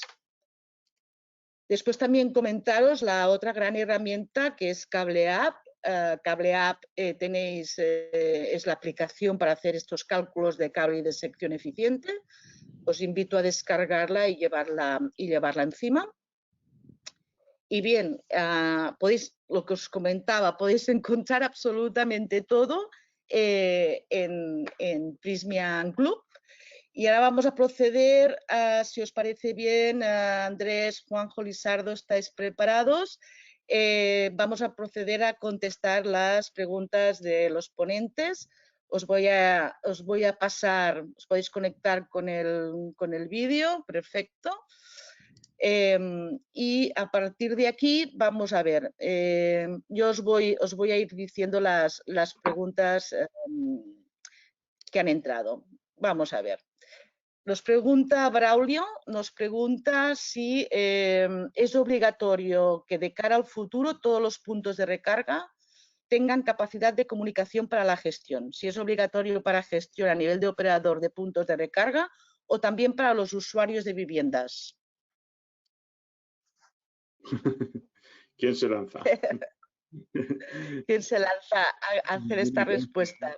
No me consta que tenga esa obligación ahora, no digo en un futuro, pero no me consta ahora que haya esa obligación de comunicación. Otra cosa es que sea conveniente, que se instalen los SABE, estos equipos que tiene Schneider, que son capaces de gestionar la carga de forma inteligente y todas estas cosas que se pueden hacer, pero no me consta que haya esto. No sé si en principio, para el mercado doméstico, de momento no, pero en el momento que se aplique ya la normativa de edificios de energía casi nula, estará dentro de lo que es el ámbito de la gestión inteligente de la demanda, con lo cual la previsible es que también se incorporen esa inteligencia a esos puntos. Perfecto. O sea, ya no solamente para el punto de recarga, sino para cualquier consumo. Para cualquier consumo debe ser, tiene que tener conectividad, debe gestionarse de forma inteligente. Perfecto, esto sí que claramente... Además es una cuestión de mercado también, es que prácticamente aquellos que no incorporen inteligencia irán quedando relegados del mercado. O sea que la recomendación para los profesionales es que lo tengan previsto de incorporar prácticamente en el 100% de las situaciones, tanto si son obligadas como si no. Esa es mi opinión. De acuerdo, esta sí que claramente es para Andrés. Nos dicen para la recarga lenta, ¿qué tipo de diferencial sería el adecuado? Que en todo caso está hablando de instalación doméstica. A ver, siempre que sea una recarga en modo 3, como he comentado anteriormente, el diferencial recomendado sería un diferencial tipo B. ¿Vale? En cualquier caso, podréis utilizar un diferencial tipo A clase superinmunizado, acompañado, pues, acompañado necesaria obligatoriamente del toroidal que detectaría la fuga con corriente de 6 miliamperios en continua. Nuestra recomendación, puedes utilizar tanto una versión como otra. Nuestra recomendación es utilizar un diferencial clase B. Perfecto. También nos pregunta Costache si hay diferencial tipo B monofásico. Sí, de hecho, en la solución que he mostrado en el primer ejemplo es un diferencial monofásico. El tamaño que ocupa sería el tamaño de 4 polos, pero el diferencial es monofásico. Gracias, Andrés. Nos pregunta Costache también, ¿cuándo cambiará el código técnico de edificación, el CT? El código técnico, de hecho, se cambió a partir del Real Decreto que se aprobó en diciembre del 2019 y su aplicación, lo comentamos en el webinar pasado, su aplicación obligatoria es desde el 24 de septiembre de este año. La última versión, o sea, lo que se aprobó en el 2019, en diciembre, tenía una moratoria, estaba previsto en principio que se aplicara el 27 de junio, pero por cuestiones del COVID-19 se amplió un poco la moratoria al 24 de septiembre, o sea que hace ya prácticamente casi 2 meses que es obligatorio. El ámbito de aplicación es todos los edificios de nueva construcción y todas las edificaciones existentes que se rehabiliten de forma importante, digamos que tengan una rehabilitación que suponga un 50% de ampliación de su potencia instalada.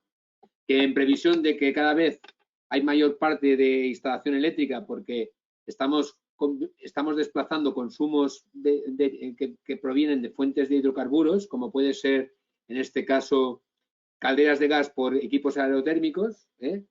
Según marca el código técnico, no especifica que se tengan que instalar estos equipos, sino que lo que marca son unas prestaciones, como os recuerdo de la semana pasada, máximas de consumos máximos por metro cuadrado y máxima cobertura de renovables, o sea, mínima cobertura de renovables por metro cuadrado, con lo cual, prácticamente, cuando hagamos una rehabilitación integral, tendremos que poner equipos fotovoltaicos, aerotermia y puntos de recarga.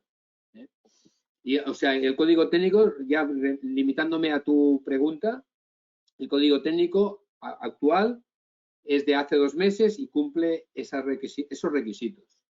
Luego, más adelante, lo que hacía mención anteriormente es que en el 2021 las exigencias se elevarán a los edificios de energía casi nula y entonces Ahora mismo, en referente al código técnico, obliga, como comentaba Lisardo, yo también he comentado anteriormente, a hacer preinstalaciones de infraestructuras de recarga. O sea, no te obliga a hacer el cableado, pero sí la conducción, ¿no? Pero a partir del 2021, con la aplicación de lo que sería la normativa de edificios de energía casi nulo, eso ya prácticamente será obligatorio, hacer la instalación completa, ¿no? No sé si con esto respondo a la pregunta completamente. Gracias, Juanjo. Nos preguntan, para varios puntos de recarga que parten de un contador exclusivo para varios puntos de recarga, ¿es diferencial o circuito interior? No, eso es circuito interior, ¿eh? O sea, bueno, sobre diferencial ya no sé a qué se refiere, pero circuito interior, ¿eh? Sí, o sea, no sé si quiere decir derivación individual. Eso es circuito interior en todos los casos, tanto si es individual Yo creo como que si sí, que es derivación individual, creo, ¿eh? Sí. Bueno, no, es Sí, circuito estaba interior. comentando diferencia. Sí, Sí, perdón, es circuito sí, he interior. sido yo a leerlo, ¿eh? Eso es, y si es colectivo, pues ya sabe, hay muchas maneras de hacerlo, sobre todo a efectos de contador. Siempre habrá un contador de compañía, que es la que facturará, y luego sobre contadores secundarios, pues se tendrá que entender la comunidad, ¿no? ¿Sabes? De la forma de repercutir los demás. La compañía cobrará sobre ese contador, que bueno, siempre será interesante poder tener un contador hasta 50 kilovatios en medida directa y en medida indirecta hasta 160, y entonces puedes tener un montón de puntos de recarga y con el SPL todos los que quieras, ¿no? Ya sé que luego hace falta que la cometida te dé más de 400 amperios que necesitarás, ¿no? Todo esto será una cosa a gestionar, ¿vale? Pero sí, todo lo que salga del contador, sea individual o colectivo, circuito interior, está muy claro en la ITC 52. ¿Vale? Perfecto. Gracias, Lisardo. Nos preguntan si se utilizan las tablas del fabricante y tenemos que fundeantes para un cortocircuito que se dé, por ejemplo, a 300 amperios, funde en un segundo. ¿Se puede bajar la sección de cable con ese procedimiento o siempre hay que evaluarlo para el máximo, que es de 5 segundos en la tabla de la norma, saliendo una sección superior? Bueno, yo del ejemplo que tengo se ha hecho para 5 segundos. Es cuestión de razonarlo en todos los casos, ¿no? Con los parámetros que nos den de los fabricantes de las protecciones, con eso calculamos, ¿no? Al fin y al cabo, insisto, tenemos que estar dentro de esos parámetros que nos dicen para esas intensidades y esos tiempos, ¿no? Si tenemos tiempos de 1 segundo, pues calculamos para 1 segundo. Y tenemos de 5 segundos, calculamos para 5 segundos, ¿no? Tenemos que tener garantizado que va a actuar la protección y que el cable va a estar salvaguardado porque la actuación de la protección no va a comprometer la seguridad, ¿no? Porque va a actuar después de eso que nos puede soportar el cable, ¿no? Entonces, con los parámetros que tomemos, hacemos los cálculos. Si es 1 segundo, 1 segundo, si son 5, 5. ¿Vale? Perfecto. Aquí hay una que no sé si sabré decirla bien. ¿La protección contra sobretensiones se debe instalar en el CGMP o solo en el circuito específico de RVE? La protección ante sobretensiones transitorias debe instalarse tanto en el cuadro general y si la distancia a cuadros secundarios es mayor de 10 metros, deben instalarse limitadores de sobretensiones transitorias adicionales tipo 2. Gracias, Andrés. Otra pregunta. Buenas, ¿cuál es el modelo de cable que se envuelve alrededor de la estación de carga y que se ajusta al vehículo? Bueno, puedo hablar, bueno, al tratarse de cable, vale, se trata de un cable de servicio móvil que está hecho según unos parámetros, no recuerdo la norma ahora mismo, pero bueno, hay unas normas de referencia. Si bien te digo una cosa, igual que le pasa a los conectores, hay una norma de referencia, pero ocurre que la técnica va por delante y como cada vez se va buscando que el cable soporte más y que el conector pueda soportar más, porque en el límite lo que se quiere es la recarga rápida, es decir, que al fin y al cabo el cable pueda estar cargando prácticamente lo que tarda hoy día en cargarse un depósito de combustible fósil, de gasoil o gasolina. Entonces, la norma dice unas cosas, pero luego las realidades que se van viendo son otras y se va dando más. Lo que sí es verdad que, claro, hay unos dimensionales de conector que se tienen que respetar, eso sí. Pero, insisto, tanto tensiones máximas como intensidades máximas suben. En cuanto al cable, son cables especiales para servicios móviles, lógicamente con resistencia a aceite, rozamientos, resistencia también a los golpes, a que le pueda pasar un coche por encima. Hay varios referentes. ahora mismo no recuerdo, pero vamos, están dentro de lo que es la norma. Una de las cosas que sí se le pide al cable siempre es que la temperatura encubierta sea inferior a 50 grados. ¿Vale? No podemos, porque lo que se trata de evitar es que alguien pueda quedarse, pueda quemarse en la manipulación de la carga, ¿no? Entonces, pues esto hace que en muchos casos para recarga rápida, como sabéis, ya existen cables refrigerados, ¿no? La propia estación de recarga tiene un compresor y el cable tiene un conductor hueco por el que se le hace circular un circuito, un líquido refrigerante para evitar que la temperatura sea peligrosa y poder, bueno, pues en una sección no muy grande o una sección manejable, poder manejar una corriente muy elevada para una recarga rápida, ¿vale? Pero vamos, insisto, hay una norma de referencia, una IEC, es que no recuerdo, 60518 o algo así, es una norma de referencia, pero luego la realidad, insisto, es que los fabricantes están ofreciendo cables que pueden estar basados en esa norma, pero que no muchas veces cumplen lo que dice esa norma, ¿no? Pues porque se salgan en secciones, se salgan en formaciones, sean superiores en propiedades, porque la técnica va por delante y con los conectores pasa lo mismo. Gracias, Lizardo. Pregunta para Andrés. Nos comenta Marcos que tiene entendido que el equipo de protección contra sobretensiones transitorias, por tratarse de un circuito independiente al punto, tienen que llevar su magnetotérmico independiente a mayores y en la presentación se cuelga directamente del térmico general. Nos pregunta si es correcto. Y por otra parte nos dice que gracias por la presentación y enhorabuena por el webinar. Esto que sepáis todos los ponentes, que hay muchas felicitaciones a los tres por la ponencia, que ha sido súper interesante. Bueno, Andrés, ahí tienes lanzada la pregunta. A ver, sí que es cierto que se recomienda un interruptor automático de desconexión en el caso de que el limitador de sobretensiones transitorias se degrade de forma prematura y provoque, puede provocar el cortocircuito, ¿no? de ese varistor o de ese descargador. En cualquier caso, al tratarse de una aplicación o de un caso particular en el que solamente tendremos un limitador para ese magnetotérmico, en el caso de que se provoque un cortocircuito, podremos o añadir el magnetotérmico asociado a ese limitador o directamente que provocara el disparo del propio interruptor que tiene asociado. Yo incluso lo recomendaría pues para evitar o para dar la garantía de que pues en el caso de que el limitador se degrade y pues ya no esté protegiendo, pues de alguna manera de forma segura pues sepamos que podemos tener esta incidencia. Gracias. Nos preguntan si las baterías tienen una duración de funcionamiento conocida o hay que cambiarlas.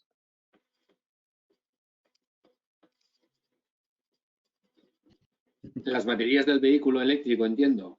O las... Sí, las baterías Las baterías del vehículo eléctrico evidentemente tienen una durabilidad, porque hay una bajada de rendimiento al cabo de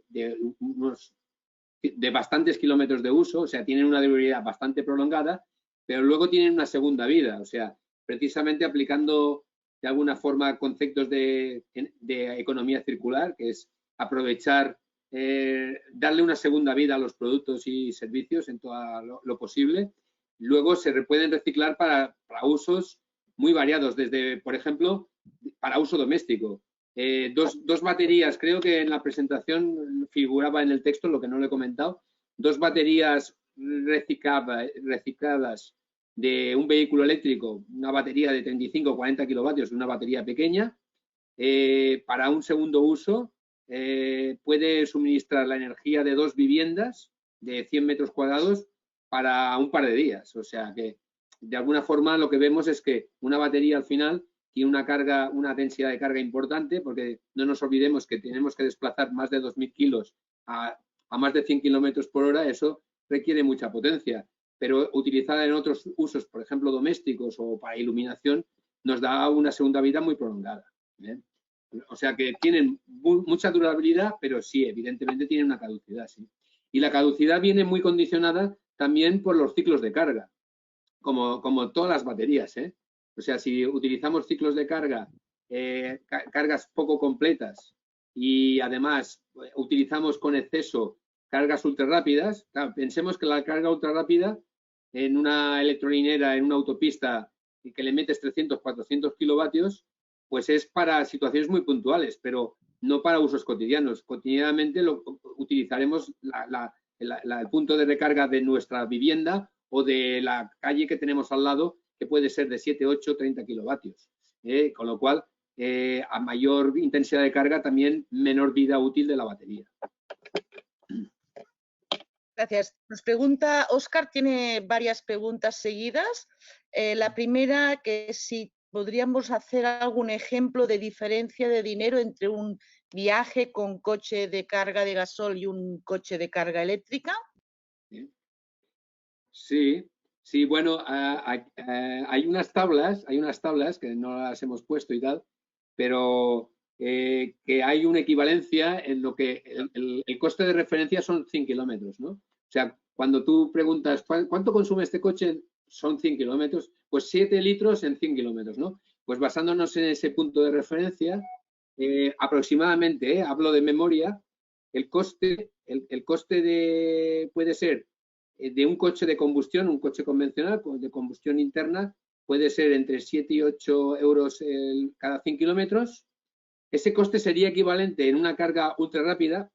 Insisto que ahí no hay ninguna ventaja, pero mientras que en el coche de combustión interna es sacar esos 7, 8 euros que te cuesta los 100 kilómetros, lo haces continuamente, es a precio constante. En el caso de la carga ultra rápida, lo haces muy ocasionalmente. En cuanto a lo que sería, si lo cargas en tu propia vivienda, te puede salir a coste cero si utilizas, si te alimentas a través de un sistema de producción fotovoltaica, o sea, para autoconsumo. Aquí, evidentemente, tendrías que hacer el cálculo de la inversión que haces en el equipo fotovoltaico y todo esto, pero en realidad, una vez hecha esa inversión, el coste sería cero. En el coste de vías públicas, pues puede salir pues prácticamente a 1 o 2 euros cada 100 kilómetros, con lo cual el ahorro es muy importante. Más o menos esas serían las equivalencias. Hay cargas públicas que son gratuitas todavía, de forma transitoria. ¿Por qué? Porque ahora lo que se pretende es impulsar la conversión al vehículo eléctrico y entonces muchos ayuntamientos lo que están haciendo es que están dando suministro gratuito, pero esto será transitorio, ¿no? Luego, insisto, un poco el coste puede ser en cargas públicas, en vías urbanas, pues aproximadamente eso, de 1 euro, 2 euros cada 100 kilómetros, con lo cual, si lo comparamos con los 7, 8 actuales de un vehículo de combustión, el ahorro está ahí muy presente. Nos preguntan también si está determinado qué tipos de campos electromagnéticos producen y si son nocivos los motores de los coches, baterías y los puntos de recarga, si hay normativas sobre los campos electromagnéticos de coches eléctricos, baterías y puntos de recarga.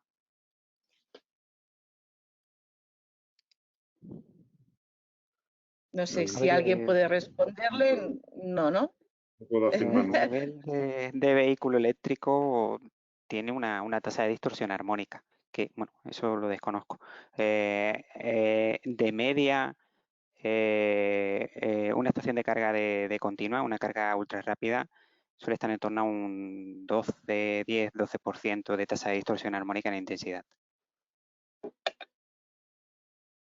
Gracias, Andrés. Nos preguntan, han instalado 19 puntos de recarga, pero solamente con protección magnetotérmica y diferencial, sin colocar sobretensiones permanentes ni transitorias. ¿Estamos incumpliendo la norma?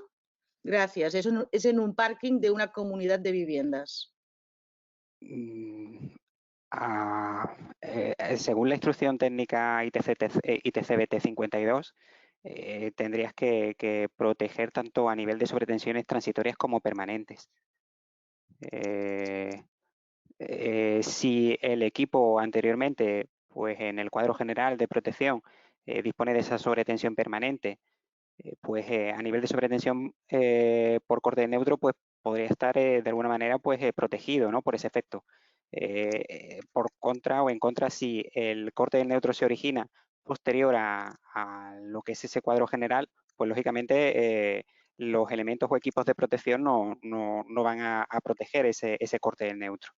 Y por otro lado, bueno, A nivel de sobretensiones transitorias, lógicamente, el cuadro general deberá llevar sus equipos de protección y la norma establece que cuando la distancia entre cuadro general y secundario sea mayor de 10 metros o existan equipos sensibles que puedan afectar por esa tensión de pico, pues es necesario utilizar un limitador de sobretensiones adicional. Gracias. Dicen, visto desde el lado de la red de distribución, ¿no es más coherente prever un único suministro para la totalidad del aparcamiento frente a N suministros no coordinados y que pudieran estar cogidos de la misma fase? Sí, yo, vamos, lo que yo puedo comentar, lo que seguramente intentarán ofrecer las compañías eléctricas como más ventajoso sería eso, ¿no? Tener un contador único y de ahí ya sacar contadores secundarios y que la comunidad se administre. La compañía querría saber solo de ese primer contador, seguramente, y luego ya, insisto, la propia comunidad que sepa cómo distribuir esos cálculos. Y va a ser seguramente más interesante porque vas a tener un solo contrato en medida directa, por ejemplo, hasta 50 kilovatios y con una columna de medida individual y medida indirecta hasta 160 kilovatios. Eso es algo bastante interesante, porque ya digo, con un solo contrato tienes los demás. Y luego ya, sobre el contador secundario, todo es una cuestión de lo que entienda y lo que quiera administrar la comunidad.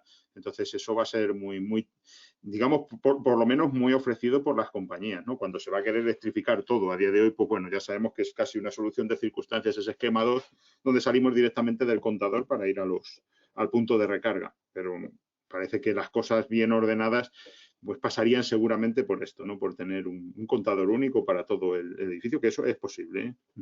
Estamos hablando de hasta 160 kilovatios y si ponemos un SPL, bueno, pues puede subir lo que queramos con el 0,3 famoso. O sea que realmente esa sería una solución muy a tener en cuenta para una electrificación total del parque, del garaje comunitario en cuanto a lo que es el vehículo eléctrico. Aportando un poco a lo que comenta Lizardo, aportando un poco a lo que comenta Lizardo, los cuadros o los contadores de energía secundarios que puedan haber necesitarían una certificación MID. ¿Vale? Es un dato que, bueno, me gustaría comentar por el tema de precisión. Sí. Gracias. ¿Hay una pregunta para Andrés? Sobre lo que comentaba, perdón, porque no se me pase, lo que comentaba el compañero antes sobre el cable de alimentación al vehículo eléctrico, la norma de referencia europea es la UNE 50620. Es que a veces me lío con la fotovoltaica que es 618 y esa es la de referencia, pero insisto, de referencia, porque al final se ofrecerán cables de todo tipo con su garantía de fabricante y la cosa va mucho más rápido. Cuando han querido redactar la última versión de la norma, yo lo he visto, ¿eh? Tienes, por ejemplo, con los conectores, dice, pues este no tiene nada que ver, está fuera de norma. Y bueno, tiene los mismos dimensionales, porque lógicamente si no, no podría cargar, pero valores muy distintos a los máximos nominales que se le ponen. Las de los conectores son, bueno, las de la serie IEC 62196, ¿vale? Simplemente el inciso por lo que comentamos antes. ¿Sí? Perdona, Nuria. Adelante. No, tranquilo. Nos pregunta para Andrés si se puede poner el automático de Schneider con sobretensiones transitorias y permanentes en el mismo bloque para el 100% de las plazas.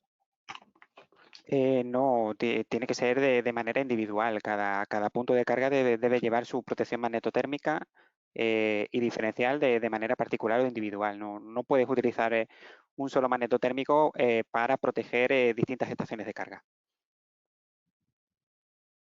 Perfecto. Aquí hay otra pregunta. La entrada de la modificación del código técnico desde el 24 de septiembre obliga a la preinstalación, está claro, pero ¿cómo afecta a la carga total del edificio?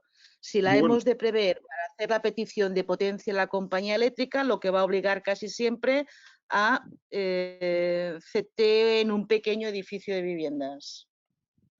No obliga, o sea, va a obligar lo que se pretende hacer en el código técnico, pero curiosamente obliga a menos de lo que ya decía el reglamento, porque no habla estrictamente, sí que deja abierta como la posibilidad de hacer el 100%, pero si se lee estrictamente no está obligando a nada, ni siquiera, curiosamente, a lo que ha modificado, que era ese 15% que sí que nos dice el reglamento, pero que, insisto, pues ya se vería superado por eso que dice el código técnico. Lo que sí que, insisto, lo inteligente es lo que va a salir, porque, bueno, si va a haber al final código técnico, o sea, si va a haber al final coche eléctrico, pues el 100% es lo que va a salir en el futuro. Pero insisto, el código técnico tal y como está redactado y que nos ha dicho Juanjo que sale, o sea, digamos que está en vigor desde el 24 de septiembre, no obliga, al contrario, deja como una puerta abierta de alguna manera como para que sea el 100%, pero leído directamente no se ve que haya, o sea, hay como el espíritu de que sea el 100%, pero una obligación estricta de un mínimo, que sí que había en la ITC 52, que hablaba de un 15% mínimo de sistema de conducción de cables para las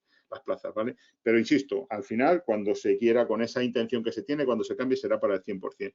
Luego, por el tema de lo de las potencias, que si es que el problema en general va a ser que tú tendrás una acometida con tus 400 amperios y tendrás que gestionártelos con tu sistema SPL, que te da un coeficiente 0,3 muy interesante para poder estirar mucho los amperios, pero que cuando se quiera cargar toda la vez, al final tú tendrás un SPL que gestionará muy bien, pero cuando se termina la tarifa vaya y a las 6 de la mañana, la gente querrá tener cargada toda su coche. Entonces, esto es, en principio, es algo que se tiene que abordar.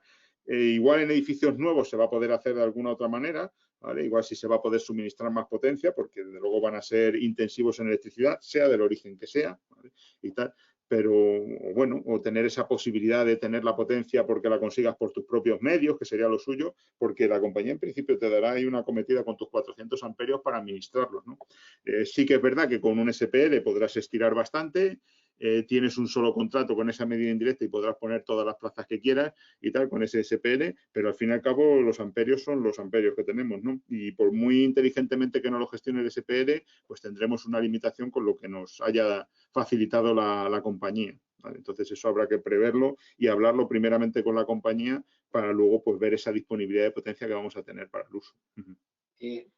Añadir a lo que comentaba Lisardo sobre los reglamentos, vale para el de reglamento de baja tensión o para el código técnico, siempre marcan unos mínimos, pero luego, precisamente ahora, hay una continua variación en la normativa y lo inteligente es, de alguna forma, prever de alguna manera la entrada masiva del vehículo eléctrico y ya un edificio que sea nuevo, aunque no esté obligado y solamente te obligue a la preinstalación, es hacer la instalación completa, ¿no? Porque en poco tiempo va a ser obligado. No tendrá efecto sobre ese edificio, pero sí sobre el resto, pero ese edificio quedará ya un poco limitado frente a la actualidad. O sea que a todos los niveles la normativa siempre marca unos mínimos que en la mayor parte de los casos lo inteligente es superarlo.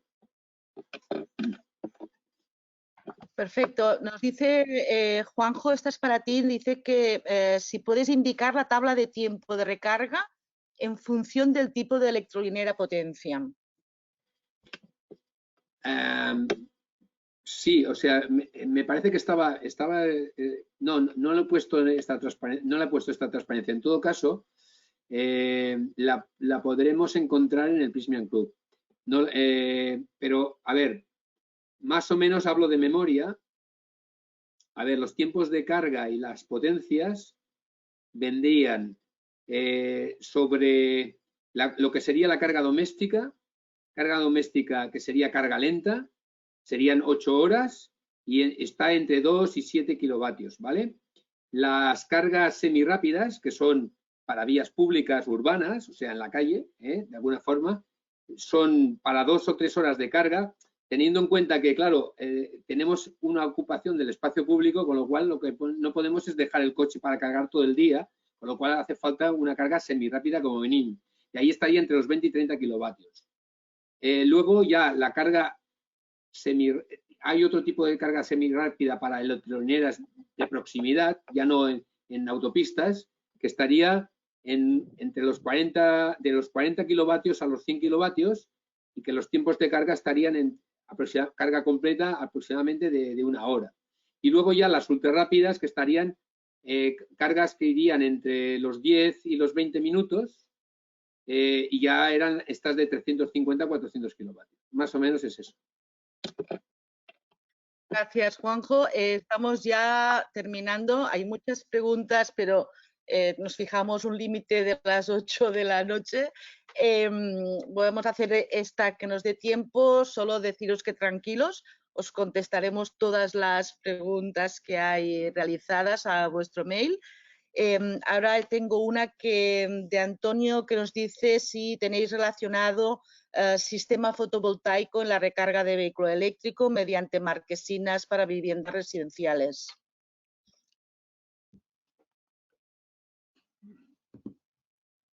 Entiendo que nos está pidiendo, ¿no?, una instalación completa desde vehículo eléctrico hasta vivienda, hasta recarga de vehículo eléctrico, ¿no?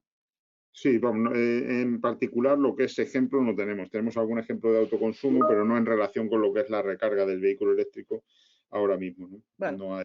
en todo caso, Antonio, pues es un tema que podemos plantear para más adelante, tener algún ejemplo en Prysmian Club y te avisaríamos de ello.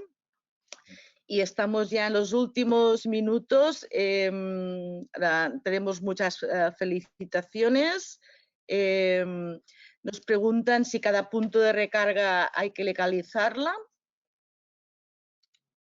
Bueno, sí, legalizar es, o sea, vamos a ver, cualquier actuación en una instalación eléctrica debe legalizarse. Si legalizarse es como hacerla constar con su certificado de instalación y todo eso, que es lo que entiendo que se refiere. Es decir, eso es así.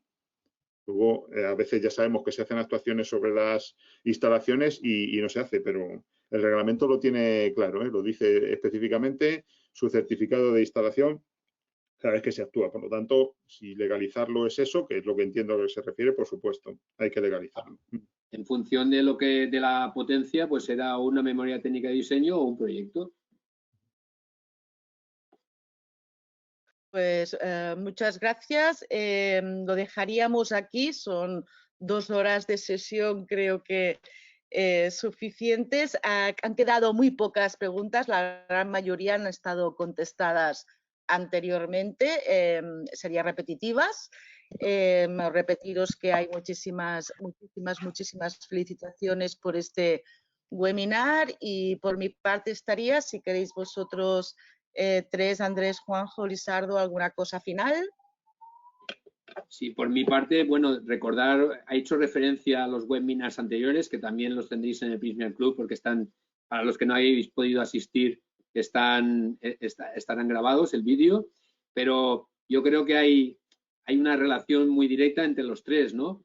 Son 3 oportunidades de negocio para el instalador, para los técnicos y los instaladores, porque se complementan todos ellos. Yo comentaba en el primer capítulo la complicidad entre el vehículo eléctrico y el autoconsumo. Lo he puesto de manifiesto hoy también, ¿no? Desde luego, una instalación de autoconsumo se rentabiliza a nivel doméstico, se rentabiliza mucho antes cuando hay un acoplamiento entre la generación y la demanda, coincide en el punto de generación y demanda. Entonces, el vehículo eléctrico aumenta la demanda eléctrica y hace que la amortización del equipo fotovoltaico prácticamente se amortice en 1/3 del tiempo, en lo que sería el payback, el plazo de retorno, se reduciría 1/3.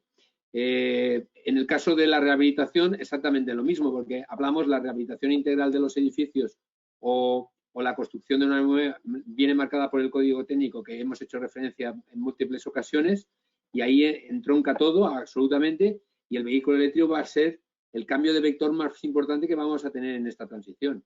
Y nada, muchas gracias por la atención y a vuestra disposición en todo momento. Yo igualmente agradecido por vuestra asistencia y atención. Un saludo especial también a los compañeros que nos están viendo desde el otro lado del océano. Y bueno, igualmente también agradecer a Juanjo y a Andrés y a Schneider Electric por esta ponencia que bueno, pues siempre hace que todo sea un poquito más completo, ¿no? También poder explicar el sistema completo con todas sus protecciones, creo que es algo más novedoso y creo que le añade valor a lo que hablamos. Nada. Muchas gracias y quedamos a vuestra disposición para lo que necesitéis. Está el chat que podéis consultar, podéis dejar las consultas que necesitéis y bueno, pues desde ahí también se puede contestar o de forma directa. Gracias. Yo, por mi parte, muchas gracias por vuestra invitación y nada, agradeceros y creo que también comparto con Lisardo que este tipo de colaboración puede ser buena para todas las partes.